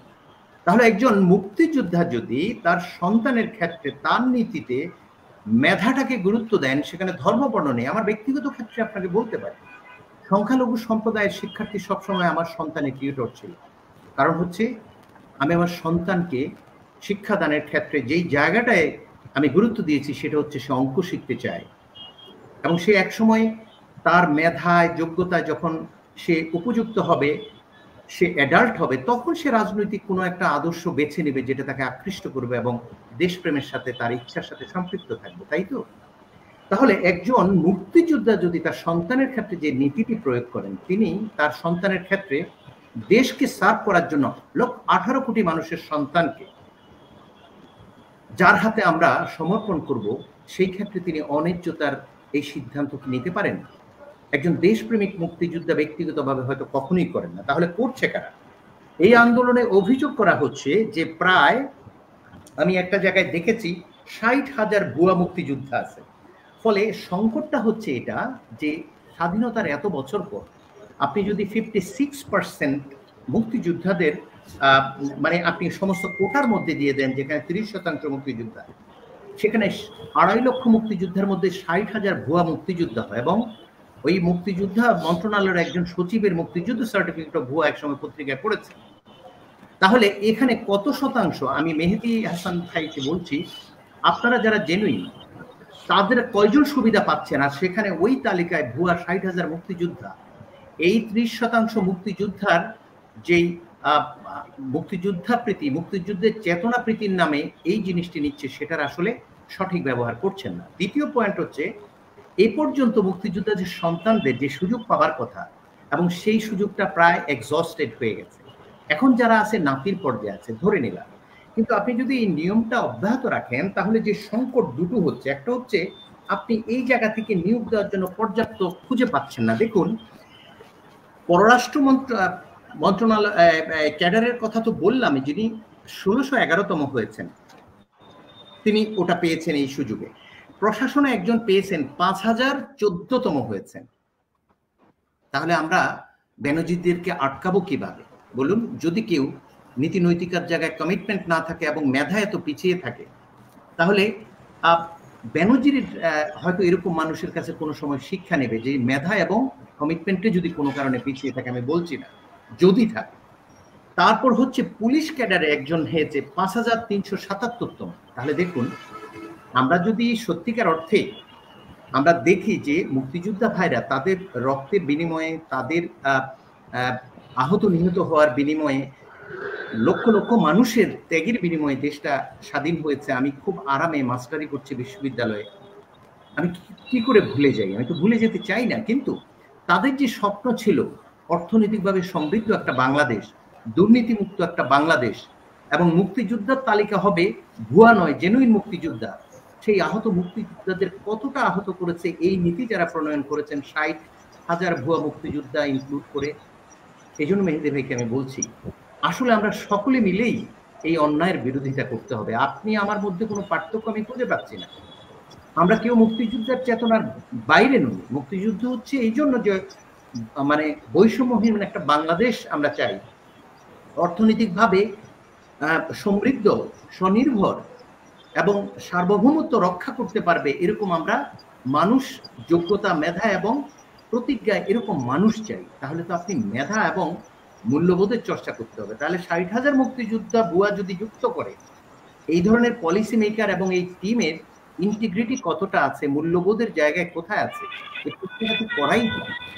আর আরেকটি বিষয় হচ্ছে, যদি দেখুন আরেকটা তথ্য দেই আপনাকে, 28তম বিসিএস থেকে 31তম বিসিএস এই সময়টার মধ্যে প্রায় 3162টি পদ শূন্য ছিল, যেহেতু ন্যূনতম যোগ্যতা যেটা, সেই যোগ্যতা প্রমাণ করতে পারেনি। তাহলে আমাদের পিএসসি থেকে বারবার রিকোয়েস্ট করা হয়েছে, এবং আমি ডেইলি স্টারের একটা এডিটোরিয়ালে দেখেছি, সম্ভবত এটা 2018 আপনার ফেব্রুয়ারি 16 তারিখে পাবলিশ হয়েছে, আমার কালেকশনে সেটা আছে। সেখানে পরিষ্কার বলা হয়েছে, আপনারা আমাদেরকে অভিযুক্ত করছেন আমরা সঠিকভাবে মানুষের করের অর্থে বেতন পাই, কিন্তু তাদের সেবা দিতে পারি না। এর কারণ হচ্ছে আমাদের মানে প্রয়োজনীয় সংখ্যক রাষ্ট্রের সেবক নেই, কারণ আমরা উপযুক্ত প্রার্থী পাই না। তাহলে দেখুন, 228 জন পাওয়া যাচ্ছে সাধারণ জায়গা থেকে, এতজন কম্পিটিটরের মধ্যে আমরা তো ওই কোটায় আরো কম পাওয়া গেছে, কারণ নানা কারণে, যেটার সংখ্যা 3162, মাত্র 28তম বিসিএস থেকে 31তম বিসিএস পর্যন্ত। সেই জন্য আমি যেটা বলি, শেষ করবো এই কথাটা বলে, সেটা হচ্ছে আমাদের বোধ হয় যেহেতু একটা আন্দোলন হচ্ছে, আমাদের সেশন জোটের একটা সংকট আছে, আমাদের শিক্ষার্থীদের এই সেশন জোটের এই জায়গাটা রাষ্ট্রীয় যে কোনো গুরুত্বপূর্ণ কাজ থেকে বেশি গুরুত্বপূর্ণ। আমাদের শিক্ষকদের পেনশন স্কিমের একটা বিষয় আছে। শিক্ষার্থীরা যদি আন্দোলন শেষ করে ক্যাম্পাসে ফিরেও, এখন তো ক্যাম্পাসে আন্দোলন নেই, রাজপথে চলে গেছে, তাহলে এই শিক্ষা কার্যক্রম চালু হবে না। ফলে আমি মনে করি যে কোটা সহ পেনশন স্কিমের যে অনেক জায়গাটা, এইটা থেকে সরকার সঙ্গে দেখা যায় শিক্ষকদের একটা সভা হওয়ার একটা সভা নির্ধারিত তারিখ ছিল, অথচ রাষ্ট্রীয় ব্যস্ততা দেখিয়ে সেটাকে কিন্তু প্রলম্বিত করা হয়েছে। একসময় বিশ্ববিদ্যালয়ে রাষ্ট্রপ্রধানরা ছাত্রদের ইট পাটকেল নিক্ষেপের মুখেও ঢাকা বিশ্ববিদ্যালয় লাইব্রেরির পাশে সংযুক্ত হয়েছে। আপনারা মনে আছে, আমাদের আওয়ামী লীগ বিএনপির অতীতের সরকারগুলোর মধ্যে আমাদের শাসক বাহাদুরদের এই ছাত্র এবং শিক্ষার্থী এবং শিক্ষকদের সম্মান করবার একটা প্রবণতা দেখেছি। আমি দায় শিক্ষকদেরও নিতে চাই। শুধুমাত্র ক্ষমতায় থাকবার জন্যে গণতন্ত্রহীন একটা বাংলাদেশে শিক্ষকরাও আসলে মূল্যবোধের জায়গাটা ঠিক থাকতে পারছে কিনা অনেক প্রশ্ন উঠছে এবং সেটা নিয়ে আমি ডিবেট করতে চাই না। সেই জন্য আমি মনে করি সরকারকে যে কাজটি করতে হবে, এই জায়গায় অভিভাবকের দায়িত্ব পালন করতে হবে। আমাদের শিক্ষক এবং শিক্ষার্থীদের শিক্ষা প্রতিষ্ঠানে ফেরত নিতে হবে। আমাদের কোটা সংস্কার আন্দোলন যেটা হয়েছিল সেখানে বাতিল করার কথা বলা হয়নি। এটা একটা অভিমান করে সিদ্ধান্ত দেওয়ার জায়গা নয়। ফলে অনুরোধ করছি তাদের যে দাবি, যে আপনার 18 যে পরিপত্র, সেটাকে আসলে পুনর্বহাল করে প্রয়োজনে কমিশন গঠন, আমরা আবার আপনার কাছে স্যার আসবো। জি জি, কমিশন গঠন করে এই কাজটি করতে হবে এবং অতি দ্রুত করতে হবে। এই জন্য যে তা না হলে সেশন জটের যে বিষয়টা হচ্ছে, আমি শিক্ষক হিসেবে একটা কথা বলতে চাই, 2-1টি বিভাগের পরীক্ষার তারিখ ছিল, তারিখ পুনর্নির্ধারণ করবার সময় এসেছে এবং আমি শুনেছি। তার মানে হচ্ছে শিক্ষার্থীরা ক্ষতিগ্রস্ত হচ্ছে। অভিভাবক হিসাবে আমরা আরো বড় জাতীয় দায়িত্ব পালন করবার অজুহাত দেখিয়ে শিক্ষকদের সভাটাকে প্রলম্বিত করেছে এবং শিক্ষার্থীদেরকে আলোচনায় না এনে আদালতের ঘাড়ে আমরা দিচ্ছি, যেখানে অ্যাটর্নি জেনারেল অফিস যদি শুধুমাত্র আইনের সঠিক ব্যাখ্যা দেয়। এবং আমি অনুরোধ করতে চাই যে আমাদের যে সংবিধান আইনটা আছে, এই বিশেষজ্ঞ আমি ডক্টর আসিফ নজরুলের কথাটা মেনশনই করতে চাই। তিনি আসলে এই প্রাদেশিক পরিষদের উপর একমাত্র ডিগ্রি করা একজন মানুষ এবং উনি ভালো একজন আইনজ্ঞ এবং দেশপ্রেমিক মানুষ, আমার এতে কোনো সন্দেহ নেই। আপনারা যদি চান, আপনারা ওই একজন মানে আইনজীবী ছাত্ররা নিয়োগ করবে, আপনারা আরো 6 মাস যদি দেন তাহলে 1.5 বছর সেশন জট হবে।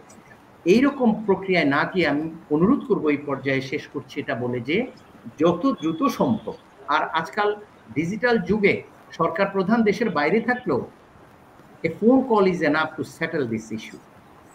এবং এটা খুব বড় জিনিস না, অথচ আমাদের শিক্ষার্থীরা মহা ক্ষতিগ্রস্ত হচ্ছে, পরীক্ষা পিছিয়ে যাচ্ছে। অনুমান করছি তারা আমাদের এই কথা শুনবেন এবং শিক্ষক, শিক্ষার্থী এবং বিশ্ববিদ্যালয়গুলা আসলে এই পর্যায়ে রক্ষা পাবে। পরবর্তী সুযোগ পেলে আরেকটি পয়েন্ট আছে, এথিক্যাল পয়েন্ট। স্যার আমরা আরেকবার অবশ্যই আসবো। স্যার আপনাকে ধন্যবাদ জানাচ্ছি। আমাদের 1 ঘন্টা আলোচনা চলছে। আমরা পরবর্তী পর্বে আলোচকদের দৃষ্টি আকর্ষণ করছি যে আপনাদের আলোচনা সংক্ষিপ্ত করার জন্য। আমাদের আসলে এই আলোচনার বিষয়টি এত দীর্ঘ, এত মনের ভিতরে জমে থাকা কথা যে আসলে দীর্ঘক্ষণই বলার উচিত এবং হয়তো আরো লম্বা সময় ধরে বলতে পারলে ভালো হতো। আমরা একেবারে শেষ বক্তব্য, মেহেদী হাসান ভাই, আপনার প্রতি অনেকগুলো দাবি এসেছে, প্রত্যাশা এসেছে এবং আপনার জায়গা থেকে আপনি যেই প্রস্তাবটি দিয়েছেন যে আসলে সামগ্রিক সংস্কার প্রয়োজন, সেটির প্রশংসা এসেছে। সবকিছু মিলিয়ে আসলে আমিও শুরুতে একটি প্রশ্ন রেখেছিলাম যে আসলে আপনাদের জায়গা থেকে স্যার শেষে সংযুক্ত করেছেন যে যদি আপনারা কোটার ব্যাপারে একটু শিথিল হয়ে মুক্তিযোদ্ধা ভুয়া যেন না হতে পারে সে জায়গায় একটু কঠোর হন, তাহলে হয়তো আপনাদের সত্যিকারের ভাইরা যারা মুক্তিযুদ্ধ করেছে তাদের সন্তানরা হয়তো বেশি সুবিধা পাওয়ার সম্ভাবনা রয়েছে। তো এই সামগ্রিক বিষয় আপনি বলবেন, আমার অনুরোধ একটু সংক্ষিপ্ত করার জন্য। অনেক প্রশ্ন আসলে, ধন্যবাদ। কোটা নিয়ে যে বিষয়গুলো হয়, আমাদের শিক্ষক মহোদয় উনি অনেক সংবিধানের বিষয়ে কথা বলেছেন, অনেক গুরুত্বপূর্ণ কথা বলেছেন। তবে এই কথাগুলো আংশিক হয়েছে, এই বিষয়টা সংবিধানে আরো একটু, আপনি যেহেতু আপনি শিক্ষকতা পেশার সাথে আছে এবং আইন বিভাগেরও আপনার বন্ধু বান্ধব সহকর্মী সহযোদ্ধারা আছেন। ঘটনা হচ্ছে যে 72 সালে যে কোটাটা প্রচলন হয়েছিল, সংরক্ষিত হয়েছিল, সেটা পরে 1976 সালে এবং 85 সালে সেটাকে এডিট হয়েছে বা সেটাকে কমিয়ে আনা হয়েছে। এই বিষয়ে কমানো বাড়ানো আমাদের কোনো বিষয় না, বিষয় হচ্ছে যে এর প্রক্রিয়াটা কি ছিল। এই কমানোর প্রক্রিয়াটা বা কিভাবে হতে পারে এটাও কিন্তু সংবিধানে ছিল বা সংবিধানের সুযোগ আছে সেই জায়গাগুলোই করার। ইচ্ছা মতো যখন যে করেছেন সেই জায়গাগুলো লিগ্যালি করেন নাই। যে বিষয়গুলো হচ্ছে যে বলতে পারেন যে মুক্তিযোদ্ধাদের কেন এই সেই বা কোটা তো মুক্তিযোদ্ধাদের না। আপনি একটা সুন্দর কথা আসছেন যে 80% এটা হচ্ছে জেলা বা আঞ্চলিক, ওই জেলার মধ্যে যে ওই জেলায় যারা থাকছেন তার মধ্যে 30 জন মুক্তিযোদ্ধা ওই এলাকার জনগণের আনুপাতিক হারে, বাকি নারী বা হিসেবে। বেসিক্যালি যদি 30% বাদও দেই তাহলে 70% সাধারণ জনগণ বা সাধারণ ছেলে মেয়েরা সবাই মুক্তিযোদ্ধাদের যদি আপনারা স্পেশালি রেসপেক্ট করেন যে ওনাদের জন্য এটা দিয়েছে, তাহলে বাকি 30% সবাই কিন্তু সর্বসাধারণ। এখন যে বিষয়টা হচ্ছে কোটা নিয়ে যে একটা, আমি কয়েকদিন আগেও বলেছি যে এখানে একটা শুভঙ্করের ফাঁকি আছে। কারণ আমরা অনেকেই বলছি যে কোটায় লোক পাওয়া যায় না, তাই আজ পর্যন্ত কোটায় পরীক্ষা হয়েছে কিনা সেটা দেখা দরকার। 72 সালে যে পরীক্ষাটা হয়েছিল সেটা কিন্তু কোটার পরীক্ষা না, সেটা হচ্ছে বিশেষ নিয়োগ হয়েছিল। এখন ওই বিশেষ নিয়োগ স্পেশাল বলতে গেলে আমরা ভাবি যে এটা যেন কোটা। বিশেষ করে মুক্তিযোদ্ধা কোটা, নারী কোটা, ক্ষুদ্র নৃগোষ্ঠী কোটা, যে কোটাগুলোর কথাই আমরা বলি, আমরা যখন অ্যাপ্লিকেশনে বলি যে দেন আপনারা কারা আবেদন করেছেন কোটায়, তা কোটার একটা জায়গা আছে, সেখানে তারা এই করলে সহজে বোঝা যায় যে তারা কোটায় আবেদন করেছে। পরীক্ষায় যে দেখা যায় যে সবাই পরীক্ষা দিচ্ছে একই সাথে, প্রিলিমিনারি, রিটেন পাশ করার পরে ভাইভাতে যে বলা হচ্ছে যে আপনারা কে কে কোটায় আবেদন করেছিলেন। তাহলে এই যে কোটায় বলছেন আপনারা কারা কোটার, এর জন্য একটা নির্ধারিত ছক আছে সেইখানে, তাহলে এটা একটা প্রফেশন হলো, মানে আবেদন নিচ্ছেন আপনি কোটায়, তাহলে পরীক্ষা নিচ্ছেন না কেন? যদি শুরুর থেকে আপনি পাশে ভারতেও দেখবেন যে ইয়েটা আছে, তারা শুরুর থেকে শুরু করে। আমার দেশের সকল কোটাওয়ালারা যদি আপনি মনে করি যে যদি যাদেরকে এটা করা হচ্ছে তারা সবাই শুরুর থেকে পরীক্ষা দিয়ে তাদের মধ্যে প্রতিযোগিতা করে তারা পরীক্ষা, তাহলে কোটায় দেখবেন যে খালি নাই। কোটা নিয়ে অনেক আলোচনা সমালোচনা হয়েছে। একজন লোকের কথা খুব মনে পড়ছে, উনি মারা গেছেন, উনি ছিলেন ক্যাবিনেট সচিব শাহাদাত sir, doctor Shahadat Hossain. Basically আমি অনেক অফিসিয়াল লোকদের সাথে কথা বলেছি কোটা নিয়ে, যদি ওনার যে যুক্তি পরামর্শ বা ওনার যথাযথ জ্ঞান ছিল বলে আমি মনে করি, সেই ক্ষেত্রে ওনার সঙ্গে আমার অনেকবার কথা হয়েছে। এই শুভঙ্করের ফাঁকির কারণে, এটা আজকে না, এই কোটা যখন ভারতবর্ষে শুরু হয় সেই ব্রিটিশ আমলে সেই রানীর ওই সময় সেই কোটাটা কিন্তু বাস্তবায়ন হচ্ছিল না। পরে পত্রিকা আসছিল যে রানীর স্বপ্নে 1000 বছরেও বাস্তবায়ন হবে না। এখন আপনি বলতে পারেন যে তাহলে কোটার কি হয়েছে? আপনারা জানেন যে 75-এর প্রেক্ষাপটের পরে আপনারা বলেন 76-এ চেঞ্জ হয়েছে, 85-তে চেঞ্জ হয়েছে। এই যে মুক্তিযোদ্ধাদেরকে তো অনেক পরিচয় দিতে পারেনি, হত্যা করা হয়েছে, স্যার ভালো জানবেন। এয়ারফোর্সে হত্যা করা হয়েছে, পলিটিক্যাল লোকদেরকে হত্যা করা হয়েছে, আর্মিতে হত্যা করে বিভিন্ন, যাই হোক সেই হত্যাকাণ্ডে মুক্তিযোদ্ধারাও এমনকি অনেকে পরিচয়ও দিতে পারতো না। ইন দি মেন টাইম তারা তাদের যেখানে নিজের জীবনে ঝুঁকির মধ্যে ছিল সেখানে মুক্তিযোদ্ধা পরিচয় দিতে পারে নাই। সেই ক্ষেত্রে তাদেরকে আর কে আদর করবে, কে কি করবে, এটা বাস্তব ভিন্ন। তারা বলতে হয়েছে তাদেরকে দেয়া হয় নাই বা তারা সেই সুযোগটা পায়নি। 96 সালে এসে তৎকালীন সরকার মনে করেছে যে মুক্তিযোদ্ধাদের সম্মানে যেটা করা হয়েছিল এই সুযোগটা পায়নি, তাদেরকে তাহলে তাদের বয়স নেই সন্তানদেরকে দেওয়া যেতে পারে। এটা সরকারি সিদ্ধান্ত, এটা কিন্তু মুক্তিযোদ্ধাদের সিদ্ধান্ত না, এটা আমরা বারবার ভুলে যাচ্ছি। সেই ক্ষেত্রে সরকার তখন সন্তানদেরকে দেওয়া হয়, কিন্তু আবারও বৈরী বিভিন্ন কারণে সন্তানদেরকেও বঞ্চিত করা হয়। আপনারা জানেন আমরা একটু ইতিহাসের আমাদের হাতে একেবারেই সময় কম, যদি 1 মিনিটে শেষ। না আমি এইটা ইতিহাস না, আপনারা জানেন যে বিএনপি জামাতের আমলে, না আমি সেটা বলছি, বিএনপি জামাতের আমলে নির্বাচন কমিশনে নিয়োগ হয়েছিল, সেখানে শুধুমাত্র ছাত্র দল এবং ছাত্র শিবিরের লোক ছাড়া কোনো কোটাই ছিল না নারী ক্ষুদ্র। পরে আমরা আন্দোলন করেছিলাম, সেখানে কোহিনুর নামে একজন ভদ্রলোক আমাকে শারীরিকভাবে নির্যাতন করছিল। সুতরাং এই যে বিষয়টা, এই অনিয়মটা চলার ক্ষেত্রে এই যে বিষয়টা হয়েছে, কোটা বলতেছেন পূরণ হচ্ছে না, অমক হচ্ছে না, আসলে কোটা পূরণের আন্তরিকভাবে প্রচেষ্টা না থাকলে কোটা পূরণ হবে না। সেই ক্ষেত্রে বিভিন্ন ধরনের, আমরা এই জন্য বারবার বলতেছি ব্যবস্থাপনার বিষয়ে। এখন বলতে পারেন যে কোটা আমাদের অনেকে স্যাররা বলছেন যে অমুক সময় এত ক্যাডারে আসতেছে, কোন সময় আসে? ভাইভাতে বলা হচ্ছে যে আপনারা কারা, প্রত্যেকটা ছেলে যখন যে ক্যাডার পায় সে সেই ক্যাডারের কাজ করার জন্য পারদর্শী হয় না, কারণ তাকে একাডেমি থেকে প্রশিক্ষণ দেওয়া হয়। একটা ইনটেক ছেলে ইউনিভার্সিটি থেকে পাশ করে গিয়েছে, তারা তখন চাকরিতে পায়। কাজের ক্ষেত্রে স্যারের কথার মধ্যে একটা বিষয় হচ্ছে এইখানে কাজ যে যোগ্যতা প্রমাণ হয় ওইটি হচ্ছে মেধা।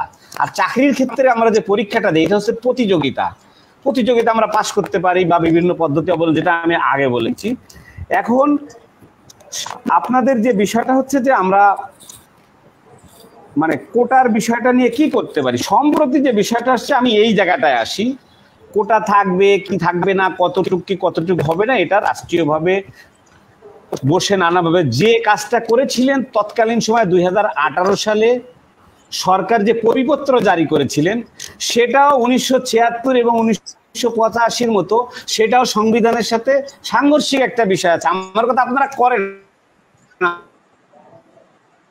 আমাদের তো কোনো আপত্তি নেই, রাষ্ট্র তো বৈষম্য, যারা বৈষম্যের কথা বলছেন এখানে রাষ্ট্রের বৈষম্য করতে পারে না। তো সেই ক্ষেত্রে যারা এখানে ক্ষতিগ্রস্ত হয়েছে তারা একটা রিট করেছে, এই জায়গাটা হচ্ছে রিটের কপিতে বা রায়ের কপিতে কি মন্তব্য আছে, কি দিক নির্দেশনা আছে স্যারও বলেছেন, এটা কিন্তু আমরা জানি না এ পর্যন্ত।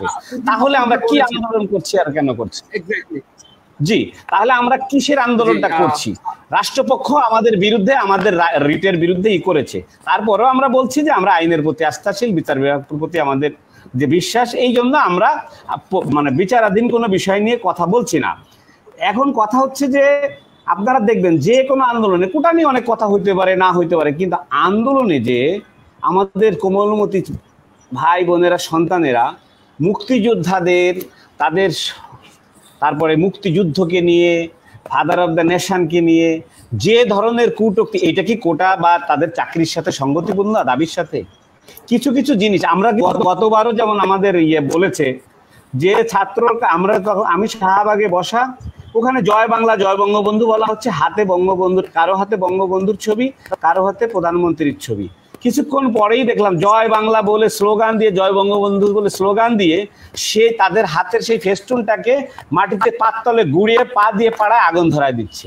এখন আপনারা বলেন তো, যে ছেলে বা যে মেয়ে জয় বাংলা বলবে সে কি জাতির পিতার ছবিটা এইভাবেই করবে? তখন একটা ছেলেকে জিজ্ঞাসা করার পরে সে বলে যে জানেন আপনি কি, আমি কে? আমি বললাম কে আপনি? তো বলছে আমি ছাত্রলীগ করি। আপনি বলেন যে ছেলে ছাত্রলীগের পরিচয় দিচ্ছে সে কি বঙ্গবন্ধুকে পাড়াতে পারে, বঙ্গবন্ধুর ছবিকে আগুন ধরাতে পারে? পরবর্তীতে আমরা খবর নিয়ে দেখছি যে সে কোথায় কি করে, এটা আমরা জানি। ঘটনা হচ্ছে কি, জয় বাংলা বা বঙ্গবন্ধুকে ব্যবহার করে এখন যে কোনো মানুষ যে কোনো কিছু করতে গেলে ভাবে যে বাস এটা একটা ইজি অ্যাক্সেস হয়ে গেছে। আমি ওই জায়গাটায় যাচ্ছি না, আমার কথা যে আন্দোলন আপনারা করতে পারেন। এখানে আমি একটু পয়েন্ট দেই, মেহেদী ভাই যদি কোনো প্রমাণ দিতে পারেন, যে বঙ্গবন্ধু শেখ মুজিবুর রহমানের ছবি সেই দিনের আন্দোলনের আপনারা শুনে পায়ে দেখে পাড়া দিচ্ছে, আপনি কিন্তু এরকম কোনো প্রমাণ দিতে পারবেন না। আপনি বাঁচার জন্য একটা মিথ্যা কথা বললেন, আপনি বাঁচার জন্য একটা মিথ্যা কথা বললেন। টিয়ার শেলের ধোঁয়া থেকে বাঁচার জন্য কিন্তু শিক্ষার্থীরা অনেক কিছু পোড়াইতে পারে, এটা স্বাভাবিক, বাঁচার জন্য। কিন্তু কেউ পা দিয়ে পদদলিত করছে এরকম কোনো ঘটনা ঘটে নাই, আপনি মিথ্যা কথা বললেন। আপনার কথাই আসছেন যে অনেক কিছু পুড়াইতে পারে, তারপরেও আপনি ঢাকা বিশ্ববিদ্যালয়ের কোনো মেধাবী শিক্ষার্থীর গায়ে হাত দেওয়ার অধিকার রাখেন না। আপনি শিক্ষার্থীদের আপনি যাকে আপনারা মেধাবী মনে করছেন, মতিউর রহমানও কিন্তু ঢাকা বিশ্ববিদ্যালয়ের ছাত্র, মেধাবী। এই যে যিনি ধরা পড়ছেন কয়েকদিন, বেনজির সাহেব ঢাকা বিশ্ববিদ্যালয়ের ছাত্র, মেধাবী। সুতরাং মেধাটা কি জিনিস, কথায় কথা আপনারা যে মেধাটা বলেন, এই বিষয়টা কিন্তু আন্দোলনকারী মেধাবী শিক্ষার্থী, তারা কোটা সংস্কারের যৌক্তিক আন্দোলনকারী। আপনি কথা, আজকের যে সাবজেক্টটাই কিন্তু কন্ট্রাডিকশন প্রথমেই করা হয়েছে, যে কোটা না মেধা, তার মানে কি? কোটায় যারা নেয় তারা মেধাবী না, বা মেধায় যারা দেয় তাদের মানে কোটাওয়ালারা অযোগ্য অথর্বদেরকে নেওয়া হয়। তার মানে যখন চান্স পাওয়া হয় তখনও কোনো অযোগ্য লোক থাকে, এদের কোটায় নেওয়া হয়। বিসিএস এ প্রিলিমিনারিতে যখন যাওয়া হয় তাদেরও অযোগ্যতার হিসেবে দেওয়া হয়, রিটেনেও পাশ করে এই অযোগ্যতায়। বেসিক্যালি আপনাদের ভাই তুষার ভাই কিন্তু এইটাই বলছেন যে উনি 6-6টা ভাইবা দিয়ে টিকেট নাই, তার পাশে আরেকজনকে দেখাই দিয়েছেন। তুষার ভাই 6-6টা ভাইবা দিয়ে টিকেট নাই, তার পাশে আরেকজন 17-16টা ভাইবা দিয়ে টিকেট নাই, এটা কিন্তু বলছেন অযোগ্য এবং কোটা। আমরা এই বিষয়টা খুব পরিষ্কার ভাবে বলতে চাই, শেষ করি। হ্যাঁ, কোটার যে ব্যবস্থাপনা, টোটাল ব্যবস্থাপনার সমস্যার কারণে আজকে নারী বলেন, ক্ষুদ্র নৃগোষ্ঠী বলেন, মুক্তিযোদ্ধা বলেন, সকল পর্যায়ে আজকে খালি আপনাদের ফোকাসটা, আজকে আমার দুঃখ, দুই একজন ছাড়া সবাই কিন্তু শুধু চাকরি চাকরি। কোটার ব্যবস্থাপনা, কোটার যে একটা ব্যবস্থাপনার সংশোধন দরকার, সেটা শুধু চাকরির ক্ষেত্রে।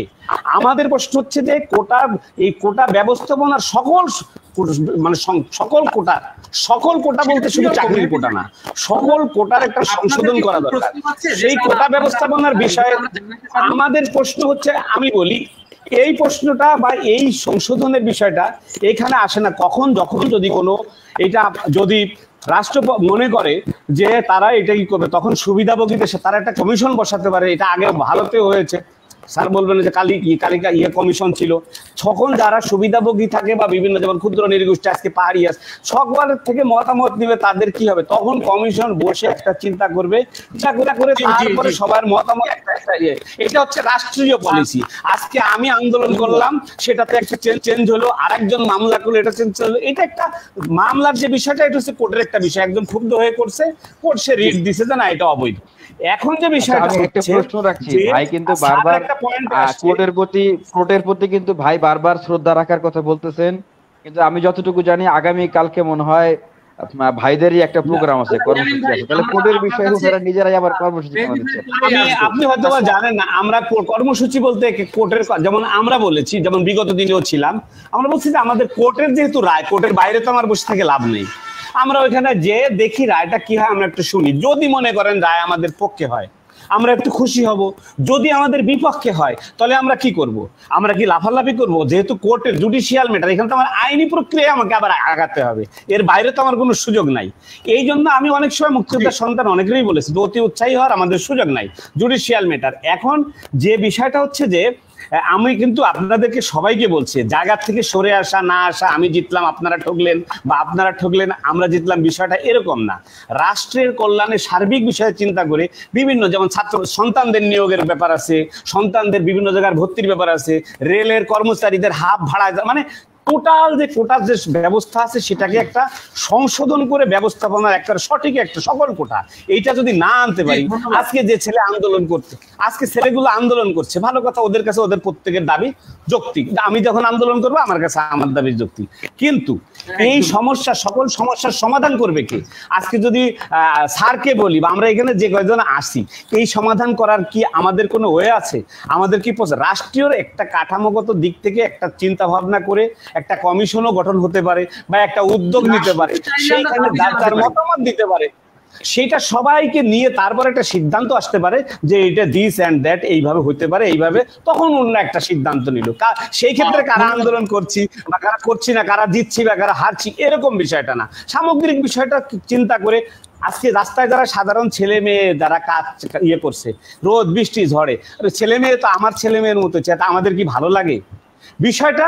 কিন্তু যখন আবার ওরা যখন দেখি যে পতাকা অবমাননা করে, মুক্তিযোদ্ধাদের মানে এই যে কিছু বিষয়, এখানে অনেক বিষয় থাকে, সাধারণ ছাত্র ছাত্রীর মধ্যে কি কোনো ইন্টেনশন থাকতে পারে না কারো, অন্য অতি উৎসাহিত কেউ ঢুকতে পারে, তো দোষটা তো পড়বে সাধারণ ছাত্রছাত্রীদের, এরকম হয় বা হয়েছে আমরা বুঝি। তো এখন এই ক্ষেত্রে আমার মনে হয় যে আমরা আন্দোলন সংগ্রাম এই সব দিকতে, যেমন ইন্টারমিডিয়েট পরীক্ষা চলছে, স্যারদের একটা আন্দোলন চলছে, ইন্টারমিডিয়েট ছেলে মেয়েদের কিন্তু ব্যাঘাত হচ্ছে গার্জিয়ানদের যাওয়ার জন্য বা সমস্যা, আমরা যদি মানুষের কল্যাণের কথাই চিন্তা করি তাহলে আমরা তো আর ডিস্টার্ব করতে পারি না। তাই আমি মনে করি যে একটা রাষ্ট্রের পক্ষ থেকে, এটা খোদ রাষ্ট্রই পারে বা সরকারই পারে, এটাকে একটা উদ্যোগ নিতে হবে, এই সমস্যার সমাধান হওয়া দরকার। আর আজকে যার যার সুবিধার মতো সে সুযোগ নিবে, এইটা না হয়ে বেসিক্যালি এর একটা সুন্দর ব্যবস্থাপনা দরকার। তা না হলে এই সমস্যা বারবার হলো, আজকে এই আন্দোলন করলো, কালকে আমরা এইটা করলাম, এই করলাম, এটা একটা অশোভনীয় বিষয়। পৃথিবী অনেক আগায় গেছে, এখন আর হাউ কাউ এই সেই করে এটা একটা দৃষ্টি, মানে সারা পৃথিবী আমাদেরকে ভাবে যে আমরা বোধহয় ব্যাকডেটে আছি। সবাইকে সুন্দরভাবে একটা আগাতে হবে, বাংলাদেশটাকে এগিয়ে নিতে হবে। স্বাধীনতার 52 বছর। ধন্যবাদ জানাচ্ছি মেহেদী ভাই। না মেহেদী ভাই, আমরা আর একেবারেই মেহেদী ভাইয়ের কাছে ভালোবাসা রেখে আমি একটা প্রশ্ন করতে যাচ্ছিলাম, ঘন্টা 20 মিনিট হয়ে গেছে, আমরা একটা প্রশ্ন ধন্যবাদ জানাই। পুরো যে বিষয়গুলো, সেই বিষয়গুলো নিয়ে আপনার যে ইতিবাচক চিন্তা এবং পুরো বিশ্বের সাথে তাল মিলিয়ে এগিয়ে যাও এবং বৈষম্য বিরোধী একটি বাংলাদেশ তৈরি করার ক্ষেত্রে আপনার যে প্রত্যাশা, সেই অনুযায়ী কাজ এবং আপনার দলের পক্ষ থেকে অবস্থান আমরা প্রত্যাশা করছি। বনিয়ামিন ভাই, খুব সংক্ষেপে, আমি অনেক প্রশ্ন করতে চেয়েছিলাম, শুধুমাত্র একটা প্রশ্ন আপনাকে করে নেই, সেটি হচ্ছে যেটা আগের প্রশ্ন করেছিলাম, যে 18 সালের সমস্ত কোটা বাতিল হওয়াটার সিদ্ধান্তটা মেনে নেওয়াটার জন্য আপনারা রিগ্রেট করেন কিনা? দ্বিতীয়ত হচ্ছে, এই যে কিছু হলেই বা কোটা সংস্কার আন্দোলনকারীদের সাথে যে মুক্তিযুদ্ধের যে একটি সাংঘর্ষিক অবস্থান বিভিন্ন সময় আমরা বিভিন্ন বক্তব্য দেখতে পাই কিংবা দেখানো হয়, সেটি যেমন, সেটি নিয়ে আপনারা কি বলবেন? আর একটা হচ্ছে, একইভাবে কোটা কেন নেতার সাথে সবসময় সাংঘর্ষিক অবস্থানে যায় বা কিভাবে এটি তৈরি হলো? অনেকগুলো কথা বলেছি, যদিও এত লম্বা সময় ধরে উত্তর দেওয়ার সুযোগ নেই, এই জন্য দুঃখিত, খুব সংক্ষেপে বলবেন। দেখুন, আসলে আপনি প্রথমেই যে শব্দটা উল্লেখ করেছেন যে রেগ্রেট, আমরা তো ভাই 18 সালে খারাপ কিছু করি নাই যে আমাদেরকে রেগ্রেট করতে হবে। বরং 18 সালের আন্দোলনের কারণে আমরা প্রাউড ফিল করি। এবং আমি বলবো যে আপনারা বিভিন্ন বিশ্ববিদ্যালয় কলেজের শিক্ষার্থীদের সাথে কথা বলেন যে 18 সালের যে আংশিক যে সিদ্ধান্ত, সেই সিদ্ধান্তের কারণে কিন্তু এখন মেধাবী শিক্ষার্থীরা তারা সরকারি চাকরিতে কিন্তু তারা এখন নিয়োগ লাভের কিন্তু সেই সুযোগগুলো তারা পাচ্ছে। কিন্তু আমরা এখনো বলি যে সেখানে যারা পিছিয়ে পড়া রয়েছে তাদের জন্য যদি কোটাগুলো রাখা যায় তাহলে সেই কোটা ব্যবস্থাপনাটা আরো অনেক বেশি রেশনাল এবং যৌক্তিক হবে, যে কথাটাই আমরা বারবার 2018 সালে আমাদের দাবিগুলোতে বলে আসছিলাম। আর দ্বিতীয় কথা হচ্ছে যে আমি মেহেদী ভাইকে এক কথায় আসলে একটা প্রশ্ন করতে চেয়েছিলাম, যেটা পারি নাই, যে ওনারা কি মুক্তিযুদ্ধ, আমি মানে পার্সোনালি আমি যেটা ফিল করি যে যারা মুক্তিযোদ্ধা ছিলেন তারা সেই সময়ের সমাজের সবচেয়ে বেশি প্রোগ্রেসিভ মানুষ ছিলেন, অর্থাৎ সবচেয়ে বেশি অগ্রগামী মানুষ ছিলেন। আমার টাকা পয়সা থাকলেই যে আমি আসলে অগ্রগামী হব তা কিন্তু না। আমার চিন্তা চেতনা, ধ্যান ধারণা, আমার সামাজিকতা, আমার বুঝ বাত্তিক সকল কিছু বিবেচনা করে কিন্তু এই অগ্রসরতার কথাটা চিন্তা করা হয়, প্রগতিশীলতার কথা চিন্তা করা হয়। না হলে কিন্তু তারা ওই সময় রাষ্ট্রের প্রয়োজনীয়তাটা কিন্তু অনুধাবন করতে পারতেন না এবং নিজের জীবন বিলিয়ে দেওয়ার জন্য আপনার হচ্ছে যুদ্ধে নেমে পড়তেন না। আমি মনে করি তারা সেই সময়ে সমাজের সবচেয়ে বেশি অগ্রগামী মানুষ ছিলেন এবং তাদের সন্তান নাতিপুতিরা যারা আছেন তারাও আসলে সমাজের এবং রাষ্ট্রের সবচেয়ে বেশি অগ্রগামী মানুষ। যেমন স্যার বলেছেন যে আমাদের যত এমপি মন্ত্রীরা রয়েছেন, যত সচিবরা রয়েছেন, মুক্তিযুদ্ধের পর থেকে এখন পর্যন্ত যে নিয়োগগুলো হয়েছে এবং কোটায় নিয়োগগুলো হয়েছে, এখন কিন্তু মানে মুক্তিযোদ্ধাদের কিন্তু আমরা এটা বলতে পারি না যে একটা কমিউনিটি হিসাবে আসলে ওনারা কিন্তু পিছিয়ে আছেন। মুক্তিযোদ্ধা বা তাদের সন্তান নাতিপুতি এটাকে কিন্তু কোনো ডেফিনেশনেই কিন্তু কোনো একটা কমিউনিটি বলা যায় না, বরং তারা দেশের নেতৃত্ব দিয়েছেন, তাদের সন্তান, তাদের নাতিপুতি, তারা আমাদের কাছে সবচেয়ে সম্মানের পাত্র, সবচেয়ে স্নেহের পাত্র। আমি কোনোভাবেই মনে করি না যে এই জন্য সরকারি চাকরিতে ওনাদেরকে কোটা দিয়ে ওনাদেরকে সম্মান দিতে হবে। এটা উল্টো আরো ওনাদেরকে অন্যদের কাছে একটা মানে ইনফিরিয়রিটি কমপ্লেক্সে ভোগানো, এবং একটা মানে যারা নিজের মেধার পরীক্ষা দিয়ে আসলে চাকরিতে ঢুকতে চায় বা ঢোকার অ্যাবিলিটি আছে তাদেরকে একটা অসম্মানজনক অবস্থায় রাখা। তবে আমি হাম্বলি মনে করি এবং বাংলাদেশের লক্ষ লক্ষ ছাত্ররা এই জিনিসটাই মনে করে যে মুক্তিযোদ্ধা, তাদের সন্তান, তাদের নাতিপুত্রী, তাদের ভিতর থেকে যারা অলরেডি নিজেরা ব্যক্তিগত জীবনে কোনো সমস্যায় নাই, সচ্ছল জীবনযাপন করছেন, ভালো আছেন, তারা তো আছেনই, তবে তারপরেও তাদেরকে সর্বোচ্চ সম্মানের জায়গায় রাখতে হবে। এবং যারা পিছিয়ে আছেন সামাজিক বিভিন্ন প্রেক্ষাপটে তাদেরকে যত সুবিধা প্রয়োজন হয়, আমি আবারও বলছি, যত রকমের যত সুবিধা দরকার হয় আপনারা সবকিছু দেন, but why they should be recruited in government service by quota system. Quota সিস্টেমের মাধ্যমে তাদেরকে সরকারি চাকরিতে কেন নিয়োগ দিতে হবে? এটা কোন প্রশ্নে, কোন যুক্তিতে? এটা কিন্তু সাধারণ শিক্ষার্থীদের, লক্ষ লক্ষ শিক্ষার্থীদের কিন্তু এটা কিন্তু একটা গুরুত্বপূর্ণ প্রশ্ন। এই প্রশ্নটি কিন্তু প্রশ্নের উত্তরটি কিন্তু আমাদেরকে খুঁজতে হবে। মুক্তিযুদ্ধ কোটা, আমরা যে কোটা সংস্কারের দাবি জানাচ্ছি, সেই কোটা সংস্কারের ক্ষেত্রে ওনারাও যদি ওনাদের পক্ষে যদি কোটা চান তাহলে কেন চান? উনি বলেছেন যে হ্যাঁ দীর্ঘ সময় তারা কোটা পাননি, কোটা কেন তাদেরকে দিতে হবে? ওনাদেরকে তো আলাদা ফ্যাসিলিটি দেওয়া হচ্ছে বা আরো ফ্যাসিলিটি করে বাড়িয়ে দেওয়া যেতে পারে। সরকারি চাকরিতে কেন কোটা দিতে হবে? আমাকে লাস্টে 30 সেকেন্ড সময় দিয়েন, তাহলে আমি উত্তরগুলো দিতে পারবো। আর এই জায়গাটা আমি বলতে চাই যে পলিসি মেকিং, একটা রাষ্ট্রের পলিসি মেকিং এর ক্ষেত্রে অবশ্যই সেখানে নারীদের প্রতিনিধিত্ব প্রয়োজন আছে। সেখানে সেই রাষ্ট্রের ভৌগোলিক অবস্থানের দিক থেকে কোনো যদি ক্রিটিক্যাল কোনো অঞ্চল থাকে, সেই অঞ্চলের লোকদের প্রতিনিধিত্বের প্রয়োজন আছে। পাহাড়ি বা ক্ষুদ্র নিগোষ্ঠী আমাদের দেশে যারা আছেন বা প্রতিবন্ধী যারা বিশেষ চাহিদা সম্পন্ন আছেন, পলিসি মেকিং এর ক্ষেত্রে তাদের প্রতিনিধিত্বের প্রয়োজন আছে। সেই ক্ষেত্রেই কিন্তু গুলো বিবেচনা করেই কিন্তু আসলে কোটার বিষয়টা আসে, যেটা আমি প্রথমেই বলছিলাম যে পজিটিভ ডিসক্রিমিনেশন। আমাদের রাষ্ট্রে যখন পলিসি তৈরি করা হয়, আমাদের রাষ্ট্রে এমপি, মন্ত্রী, সচিব, আমলা অনেকেই রয়েছেন মুক্তিযোদ্ধা, হ্যাঁ, এবং আমরা এটা দৃঢ়ভাবে বিশ্বাস করি এই রাষ্ট্রের স্বাধীন সার্বভৌম বাংলাদেশে যারাই বসবাস করেছেন তারা অবশ্যই মুক্তিযুদ্ধের সেই স্বাধীনতা সংগ্রামের চেতনা, বাংলাদেশকে ভালোবেসেই কিন্তু তারা এই দেশে বসবাস করছেন। হ্যাঁ, সুতরাং এই দেশে তাহলে মুক্তিযোদ্ধাদেরকে আলাদা কেন কোটা দেওয়া হয়? পলিসি মেকিং এর ক্ষেত্রে তাদের কি আলাদা কোটা দিলে তারা এসে বিশেষ কোনো কন্ট্রিবিউশন রাখবেন? তারা তো রয়েছেনই, এবং বাংলাদেশে যারা বসবাস করছেন বিসিএস বা সরকারি চাকরিতে যারা নিয়োগ করছেন তারা তো মুক্তিযুদ্ধকে ধারণ করেই তো আসলে এই চাকরিতে আসছেন। আর নারীদের ক্ষেত্রে বলবো, আপনার হয়তো আমি একটা পরিসংখ্যান আপনাদের কাছে উল্লেখ করব।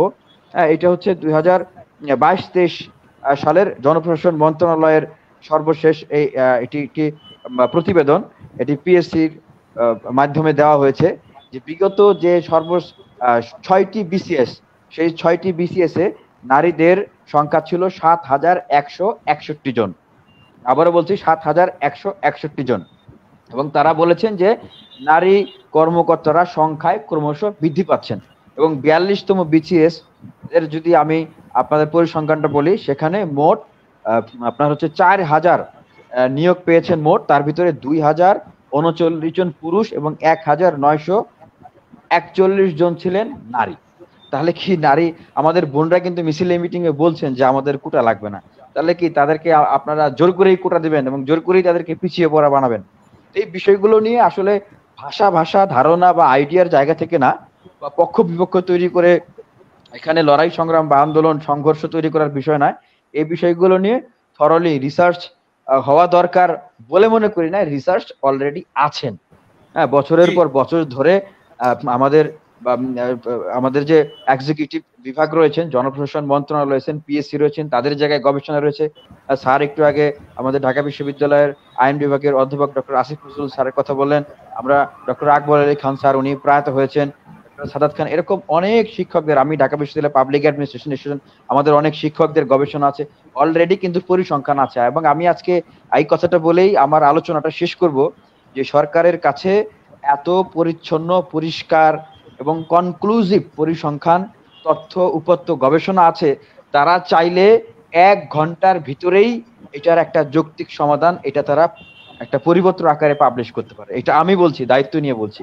কিন্তু রাজনৈতিক বিভিন্ন ধরনের ইন্টারেস্টের কারণে, আবারও বলছি, রাজনৈতিক বিভিন্ন ধরনের ইন্টারেস্টের কারণে আসলে এই কাজগুলো করা হচ্ছে। হ্যাঁ, আরো যদি পরিষ্কার করে বলি, যখন আসলে বলতেই হচ্ছে যে রাষ্ট্রের বিভিন্ন কোটা বিষয়টা তো কোনো ভার্জিন মুভমেন্ট না, এটা তো 2018 সালে হয়েছিল, সরকার এটার একটা সমাধান তখন দিয়েছিল।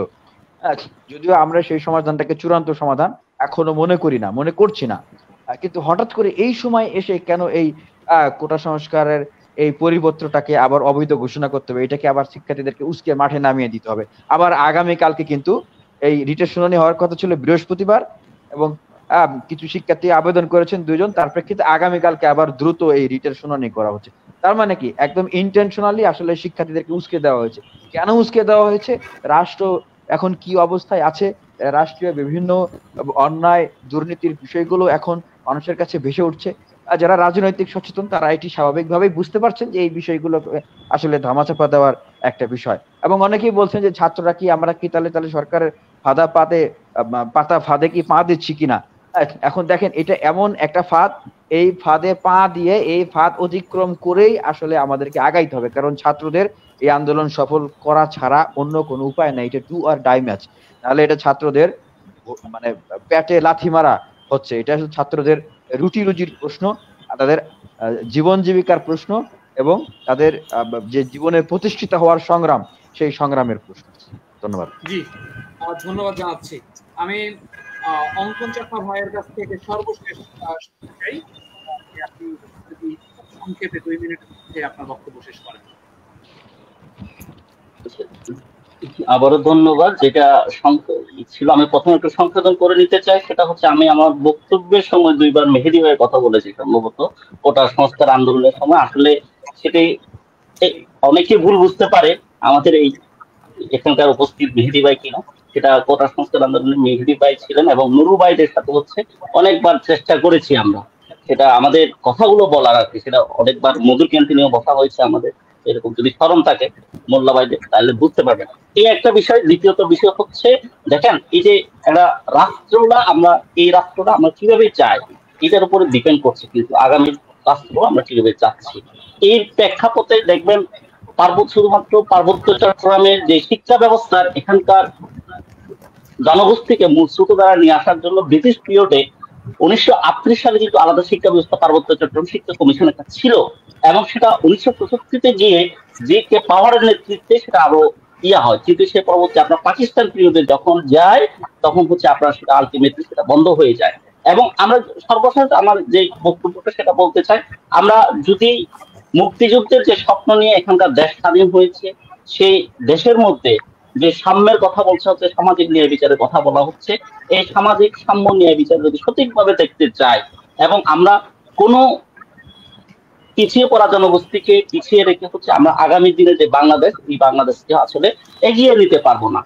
এবং দ্বিতীয়ত সেকেন্ডলি যে কথা বলতে চাই, আপনারা যদি যে কোটা যারা এখনকার বৈষম্য বিরোধী আন্দোলন করছেন তাদের মধ্যে হচ্ছে একটা কথা উঠছে যে এখানকার যে কোটার ব্যবস্থাটা সেটা যেন নামমাত্র না হয়, এই প্রত্যাশাটুকু থাকবে আমাদের পাহাড়ি জনগণের পক্ষ থেকে, এই প্রত্যাশাটুকু যে থাকবে সেটা যে কোটার দেওয়া হচ্ছে সেটা যত নামমাত্র না হয় এবং সেটা যেন না হয় যে ভুলটা যেন বারবার না করে। যেমন আমি প্রথমেই বলেছিলাম যে আমার বক্তব্যে প্রথমে বলেছিলাম স্বাধীনতা যুদ্ধের পরবর্তী স্বাধীনতা একটা স্বপ্ন ছিল এখানকার মানুষের, ন্যায় বিচার পাওয়ার যে স্বাধীনতা, এই স্বাধীনতা পরবর্তী এখানকার পাহাড়িদেরকে কিভাবে ডিসক্রিমিনেট করা হয়েছে সেটা আপনারা একটু হিস্ট্রিক্যালি দেখবেন। সেখানকার জাতিগত স্বীকৃতিটুকু পর্যন্ত আজও নেই।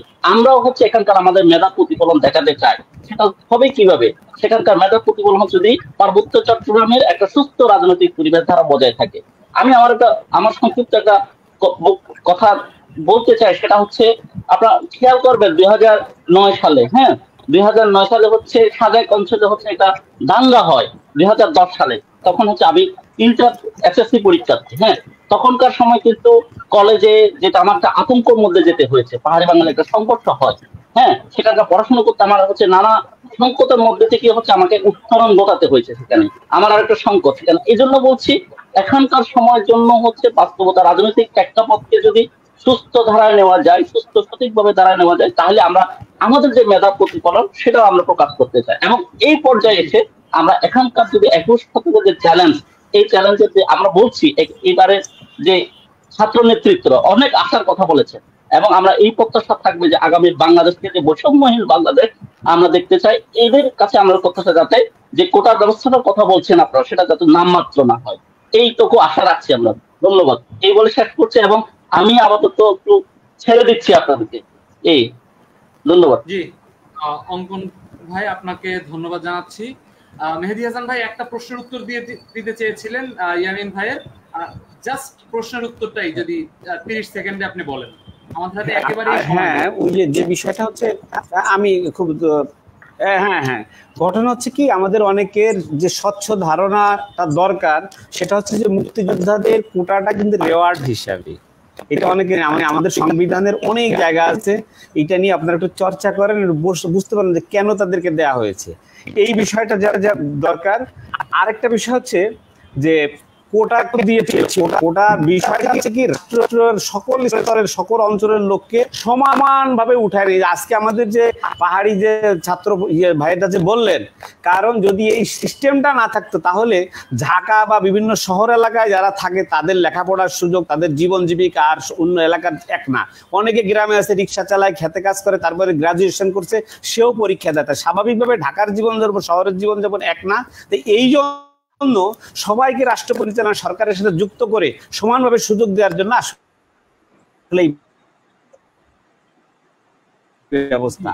তোর আগে 18 সালের পরে প্রায় 2 বছর মেহেদী ভাই আগে এই বিষয়ে আপনাকে আর একেবারেই সময় দিতে পারছি না, আমরা বুঝেছি ব্যবস্থার প্রয়োজনীয়তা রয়েছে। আমরা আর এই রায়টা রিটটা হয়েছিল হচ্ছে আজ থেকে 2 বছর আগে, যার এই রেজাল্টটা আসছে 2 বছর পরে। এই হচ্ছে মূল বিষয়। আসলে মূল সংবিধানের কোন জায়গায় নাই মুক্তিযোদ্ধাদেরকে কোটা দিতে হবে। ভাই আমি সংবিধান পড়েছি প্রথমত, আর দ্বিতীয়ত হচ্ছে বিষয়টা হচ্ছে সংবিধানে অনেক বিষয় আছে, এই বিষয়গুলো করতে গেছিলাম নিয়ে যদি আপনারা আলোচনা করেন, বিশ্লেষণ করেন, থেকে বলা হয়েছিল যে কোটা হলো সংবিধানে অনেক কিছু আছে, রাষ্ট্রের বিষয়। সংবিধানের 5 বছর পরে হাইকোর্ট মুক্তিযোদ্ধাদের যে বিষয়টা আমরা দেখতেছি, তার মানে কি দাঁড়াচ্ছে ভাই? আমাদের সংবিধানে কি আছে? আমাদের সংবিধান কি বলে? আমাদের সংবিধান বলতেছে অনগ্রসর গোষ্ঠীদেরকে কোটা দেওয়া যেতে পারে এবং যারা বঞ্চিত হয়েছে পলিসি ম্যাটার নিয়ে কখনো স্বাভাবিকভাবে পলিসি ম্যাটার নিয়ে কখনো কোর্ট ডিল করে না ভাই। রায়ের জন্য আমরা রিটে আছি, এটা নিয়ে আমাদের কোনো বিষয় নাই, কিন্তু কত পার্সেন্ট থাকবে কি থাকবে না থাকবে 18 সালে হাইকোর্ট বলে দিয়েছে যে এটা রাষ্ট্রের ব্যাপার। মানে এক্সিকিউটিভের ব্যাপার। কিন্তু 5 বছর পরে আইসে এখন কোর্ট আপনাদের রায় নিয়ে নিল, তাহলে এখানে কোর্টই তো আসলে সংবিধানের সাথে সাংঘর্ষিক কাজ করতেছে ভাই। হ্যাঁ, কোর্টের ঘাড়ে বন্দুক রেখে আপনারা কি করতে চাচ্ছেন এটা মানুষের কোটা থাকবে কি থাকবে না এই রিটটা সেটার জন্য না। মেহেদী ভাই এবং ইয়ামিন ভাই, মেহেদী ভাই সেই রিট সেই পরিপত্রের বিরুদ্ধে হচ্ছে এটা। জি বলেন। এই জন্য কিছু মিস ইনফরমেশন আছে, আর সংবিধান নিয়ে আমাদের বিশ্লেষণ করা দরকার। তাহলে অবশ্যই সংবিধান নিয়ে বিশ্লেষণ করা দরকার এবং সে বিষয় নিয়ে আরো দীর্ঘ আলোচনারও প্রয়োজন, এবং আপনার জায়গা থেকে আরো অনেক কিছু বলার আছে, কিন্তু আমাদের ভাই এবং মেহেদী ভাই আমার এই মুহূর্তে আমার আর কিছু বলার নাই। আমি চাই সকল কোটা সংশোধন হোক। আমি চাই এক কথাই সকল কোটা সংশোধন হোক এবং কোটা ব্যবস্থাপনার বিষয়ে রাষ্ট্রের পক্ষ থেকে সার্বজনীন ভাবে একটা উদ্যোগ নিয়ে একটা সিদ্ধান্ত গ্রহণ করা হোক। কোটা ব্যবস্থাপনার বিষয়ে সকল কোটা সংশোধন করে। ধন্যবাদ আপনাদের। আপনি শুরুতেও বলেছেন সকল কোটা সংশোধন করা প্রয়োজন, সরকারের পক্ষ থেকে, রাষ্ট্রের পক্ষ থেকে সার্বজনীন সবার স্বার্থে সিদ্ধান্ত গ্রহণ করা প্রয়োজন। আমি বিশ্বাস করি এখানে যারা শুনছেন, এখানে ব্যবস্থাপনা সিদ্ধান্ত নিলাম, এটার ব্যবস্থাপনা নাই। স্যার আরো ভালো বলতে পারবে। জি, কেউ এই বাক্যের সাথে দ্বিমত পোষণ করবেন না যে রাষ্ট্রের পক্ষ থেকে সকলের স্বার্থে সার্বজনিক ব্যবস্থাপনা করবেন, এ বিষয়ে কেউ দ্বিমত পোষণ করবেন না। এবং এই বক্তব্যের জন্য সাধুবাদ জানাচ্ছি। আমি সর্বশেষ বক্তব্য দেওয়ার জন্য আমন্ত্রণ জানাচ্ছি অধ্যাপক ডক্টর কামরুল হাসান স্যারকে। Sir please. ধন্যবাদ। আমাদের অনেক লম্বা হয়ে গেছে, দুঃখিত যে আমাদের হাতে একেবারেই সময় নেই স্যার, যত সংক্ষেপে শেষ করা যায়। আমি বুঝতে পেরেছি, খুব সংক্ষেপে বলতে হবে। আসলে আমাদের এই অঞ্চলে কোটার যে এটা ইতিহাসটা আসলে নতুন। দেখুন, এটা হচ্ছে বিশেষ করে হিন্দু সোশ্যাল অর্ডারের কারণে। আমি জাস্ট একটা পয়েন্ট বলি, আমাদের কাছে এটা নতুন কিছু না। ডক্টর আম্বেদকর তিনি প্রথম এই বিষয়টা নিয়ে দলিতদের অধিকার নিয়ে কাজ করেছেন, এবং 1500 BC থেকে আমি দেখেছি 1950 AD পর্যন্ত এই হিন্দু সোশ্যাল অর্ডারের কারণে একটা পিছিয়ে পড়া অংশ ছিল। পরে নেহরু, জওহরলাল নেহরু অ্যাফার্মেটিভ যে পলিসিটা সেটা নিয়েছে দেখলাম। তারপর 1990 সাল থেকে ভারতে এই দলিতদের 22.5%, শুধু দলিত না সবাইকে মিলে, এবং পরে 2008-এ আরো বাড়িয়েছে। ভারতের যেহেতু হোমোজেনাস না, নানা ধরনের ডিসঅর্ডার আছে, নানা পয়েন্ট অফ ভিউ থেকে, সেই জন্য করেছে। ফলে আমাদের এটা নতুন না, এবং আমরা এটা করতে পারি, এতে সন্দেহ নেই। আর একটা জিনিস হচ্ছে, সিঙ্গাপুর, মালয়েশিয়া যদি যান, তারা আবার কোটা সিস্টেমকে বলছে যে আমরা মানে মধ্যমায়ের দেশ থেকে যদি কোনো দেশ অতিক্রম করতে চায়, তাহলে এই ধরনের কোটা সিস্টেম আসলে অন্তরায়। তাহলে একটা রাষ্ট্রের লক্ষ্য কি? তারা দেখা গেছে যে তারা যে এই যে উন্নতির জায়গাটায় আসছে, মেধার গুরুত্ব দেওয়াটাকে গুরুত্ব দিচ্ছে, কিন্তু আমাদের ইন্ডিয়ান এই সাবকন্টিনেন্টে বৈষম্যের চর্চা, ওই যে হিন্দু সোশ্যাল যে অর্ডারটা, এইটার সূত্র থেকে পরবর্তীতে আমাদের নিজেদের অদ্ভুত অমিল এবং হিংসা, প্রতিযোগিতার জায়গায় প্রতিহিংসার চর্চা করা, যে এই জোনের মানুষের একটা স্বভাব, উইথ সাম এক্সেপশন, এটাও একটা কারণ। ফলে এই কোটা সিস্টেমটা আমরা যদি সিঙ্গাপুর, মালয়েশিয়ার সাথে তুলনা করি, তাহলে দেখা যাবে যে আমাদের এখানে এই জিনিসটা করাই ঠিক না। কারণ আমরা যদি মধ্যমায়ের দেশ বা উন্নত দেশ হওয়ার ঘোষণা দিচ্ছি, আমরা 2041 সনে আমরা অনেক সামনে এগিয়ে যাব, এটা যদি বলি, তাহলে এই সিস্টেমগুলো কাজ করবে না। সিঙ্গাপুর, মালয়েশিয়ার দিকে তাকান, তাহলে বুঝবেন কোটা সিস্টেম কি। আমি আমার মেহেদী হাসান ভাইকে বলছি, এটা একটু স্টাডি করা দরকার। আর খুব সংক্ষেপে দুটো জিনিস বলে দেই, সেটা হচ্ছে আইনের দিক থেকে যে জিনিসটা বলছেন, আমি আইন বিশেষজ্ঞ নই, তবে আমি আগেই বলেছি যারা আইন বিশেষজ্ঞ তাদের কথাই শুনেছি। সমতা বিধানের, সংবিধানের যে কথা আপনি নিজেও দেখবেন, আমিও দেখবো হয়তো আমার ত্রুটি থাকলে, 29 অনুচ্ছেদে বিশেষ বিধান করা যাবে এরকম একটা বলা আছে, এবং অনগ্রসরদের জন্য। তো মুক্তিযোদ্ধাদের ফ্ল্যাট অনগ্রসর বলা যাবে না, এটা আমি আগের আলোচনায় বলছি। ফলে this should be actually judged in a qualified sense, in a proper sense. এইটা খুব জরুরি, যেটা যারা এই সিদ্ধান্ত নেয় তারা এই বিষয়টা কতটা সিনসিয়ার অথবা কতটা দক্ষ, এই নিয়ে আমার প্রশ্ন আছে। আর আরেকটি বিষয় হচ্ছে 15 অনুচ্ছেদে দেখবেন আইন বিশেষজ্ঞরা বলে, যেটা আমি আগে বলেছি, পঙ্গু এবং নিহত মুক্তিযোদ্ধাদের কথা ওখানে একটু মেনশন করা আছে। সংবিধানে আর কোনো জায়গায় মুক্তিযোদ্ধা শব্দটি ইউজ করা হয়নি, অনগ্রসর কথাটা বলা হয়েছে। ফলে আপনি যখন ওই জায়গাটায় যাবেন, নাগরিকদের সামাজিক নিরাপত্তার বিষয়টা যাবেন, তখন আপনাকে যে জিনিসটা করতে হবে, ডক্টর আকবর আলী খান প্রয়াত, ওনাকে একটু ভালো করে পড়তে হবে। উনি রেগুলেটরি কমিশনের প্রধান ছিলেন এবং ওনার 2008 মার্চে একটা রিসার্চের একটা বিষয় ছিল, এটা নিয়ে পাবলিশ করেছেন। উনি ওখানে বললেন যে সংবিধানে যেহেতু সমতার বিষয়টা গুরুত্ব দিচ্ছে এবং আর্টিকেল 15-এ পঙ্গু এবং নিহত মুক্তিযোদ্ধার কথা উল্লেখ করা আছে, তাহলে বিশেষ কোন আইনের মাধ্যমে বিশেষ গোষ্ঠীকে, অনগ্রসর গোষ্ঠীর সংখ্যা 56 কি করে হয়, যেখানে মেইন স্ট্রিম হচ্ছে 44। এটা তো বিভাজনটা তো সঠিক হলো না। উনি পরিষ্কার বলছেন যে এটা এটা এটা তো বৈষম্য আরো তৈরি হচ্ছে। এখন আমি বলি যে আইনের দিক থেকে আমি একটা কথা বললাম, এবং সিদ্ধান্ত নেওয়ার ক্ষেত্রে আমাদের কি দেখতে হবে, আমাদের চর্চা আরো পড়তে হবে এবং সংশ্লিষ্ট বিভাগকে আন্তরিক হতে হবে। এবার এথিক্সের ছাত্র হিসেবে কথা বলে শেষ করে দিই। সেটা হচ্ছে আমরা এই বৈষম্যটা পড়াই। আমার সঞ্চালক ফয়সাল মাহমুদ শান্ত, সেও এই চ্যাপ্টার পড়েছে, আমি জানি। এটা হচ্ছে ডিসক্রিমিনেশন। ডিসক্রিমিনেশন মানে কি? Preferential treatment. প্রেফারেন্সিয়াল ট্রিটমেন্ট কত হয়? আপনি ধর্ম, বর্ণ, জাতি, লিঙ্গ, হ্যাঁ, এইসব দেখে, আত্মীয় দেখে যদি দিয়ে দেন, এটাকে বৈষম্য বলে। সো ডিসক্রিমিনেশন মানে হচ্ছে যখন when you do not depend on quality and performance or merit, but you actually focus on other issues like religious faith and other relations, তখন আপনার ডিসক্রিমিনেশন হয়। এটা থেকে দূর করতে যে জিনিসটা দরকার সেটা হচ্ছে যে সবাইকে আমরা কি করব, এই হিসাবে না, যোগ্যতা অনুযায়ী দিব। কিন্তু পরবর্তীতে অ্যাফার্মেটিভ অ্যাকশন নামে একটা বিষয় আসছে, এথিসিস্টরাই বলছেন, নীতিবিদরা।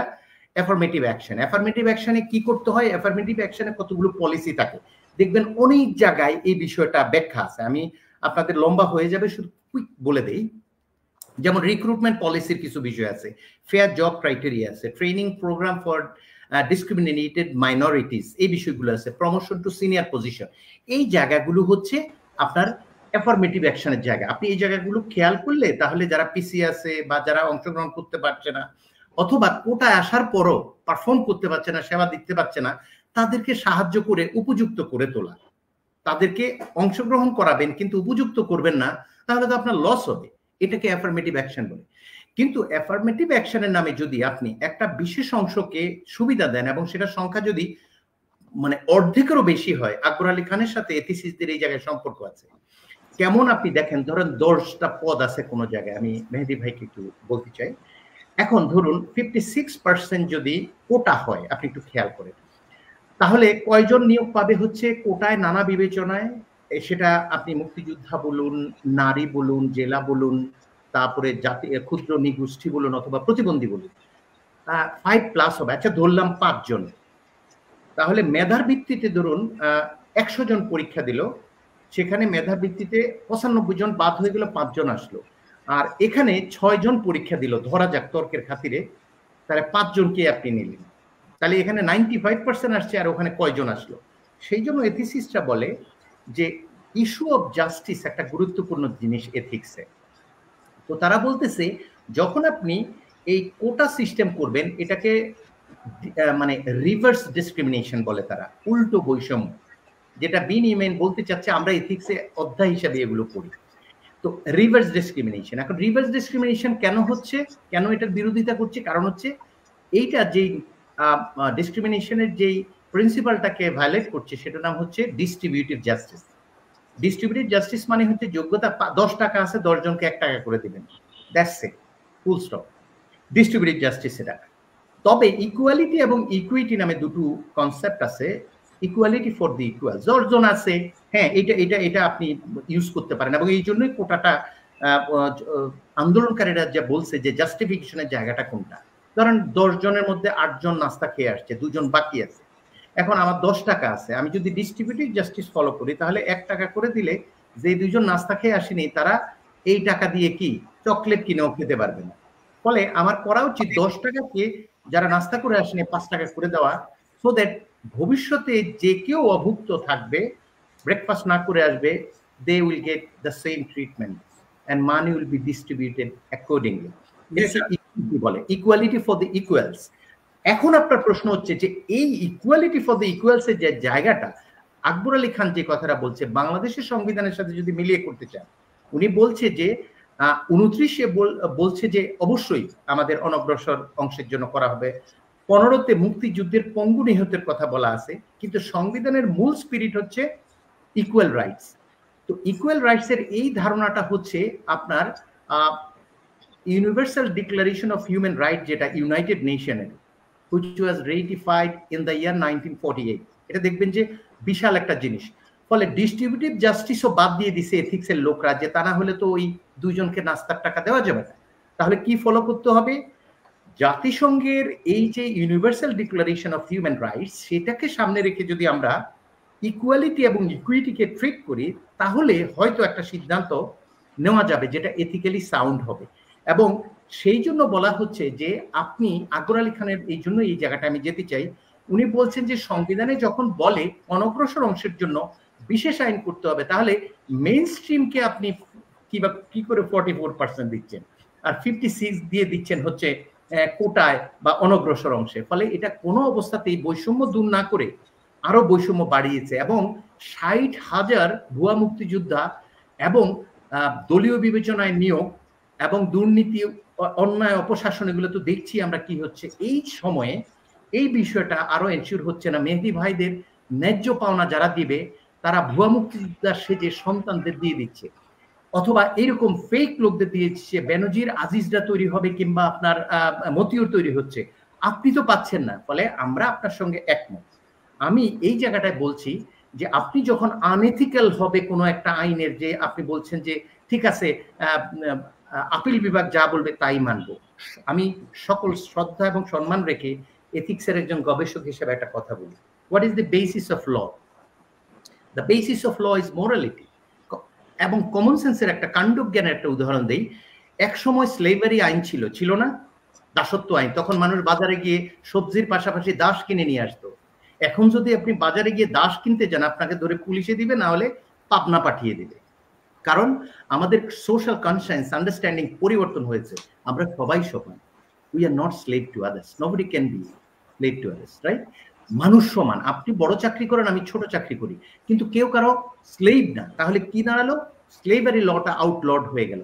আইন হলেই যে সেটার বিরোধিতা করা যাবে না তা তো নয়, যদি নৈতিক ভিত্তি না থাকে। তাহলে ডিস্ট্রিবিউটিভ জাস্টিসের ভায়োলেশন, 60,000 ভুয়া মুক্তিযোদ্ধা দিয়ে বিষয়টাকে প্রশ্নবিদ্ধ করা, এবং আমাদের সংবিধানের মূল চেতনা যেখানে বলা হচ্ছে বিশেষ অনগ্রসর অংশকে সুবিধা দেব, মেইন স্ট্রিমের 44% রেখে আপনি 56 অন্যকে দিবেন, এটা আইন যেমন সমর্থন করে না, এটা নৈতিক ভিত্তিও নেই। ফলে আমরা চাই এমন একটা জায়গায় পৌঁছাতে যেই বীর বাহাদুররা এসব সিদ্ধান্ত নিলেন।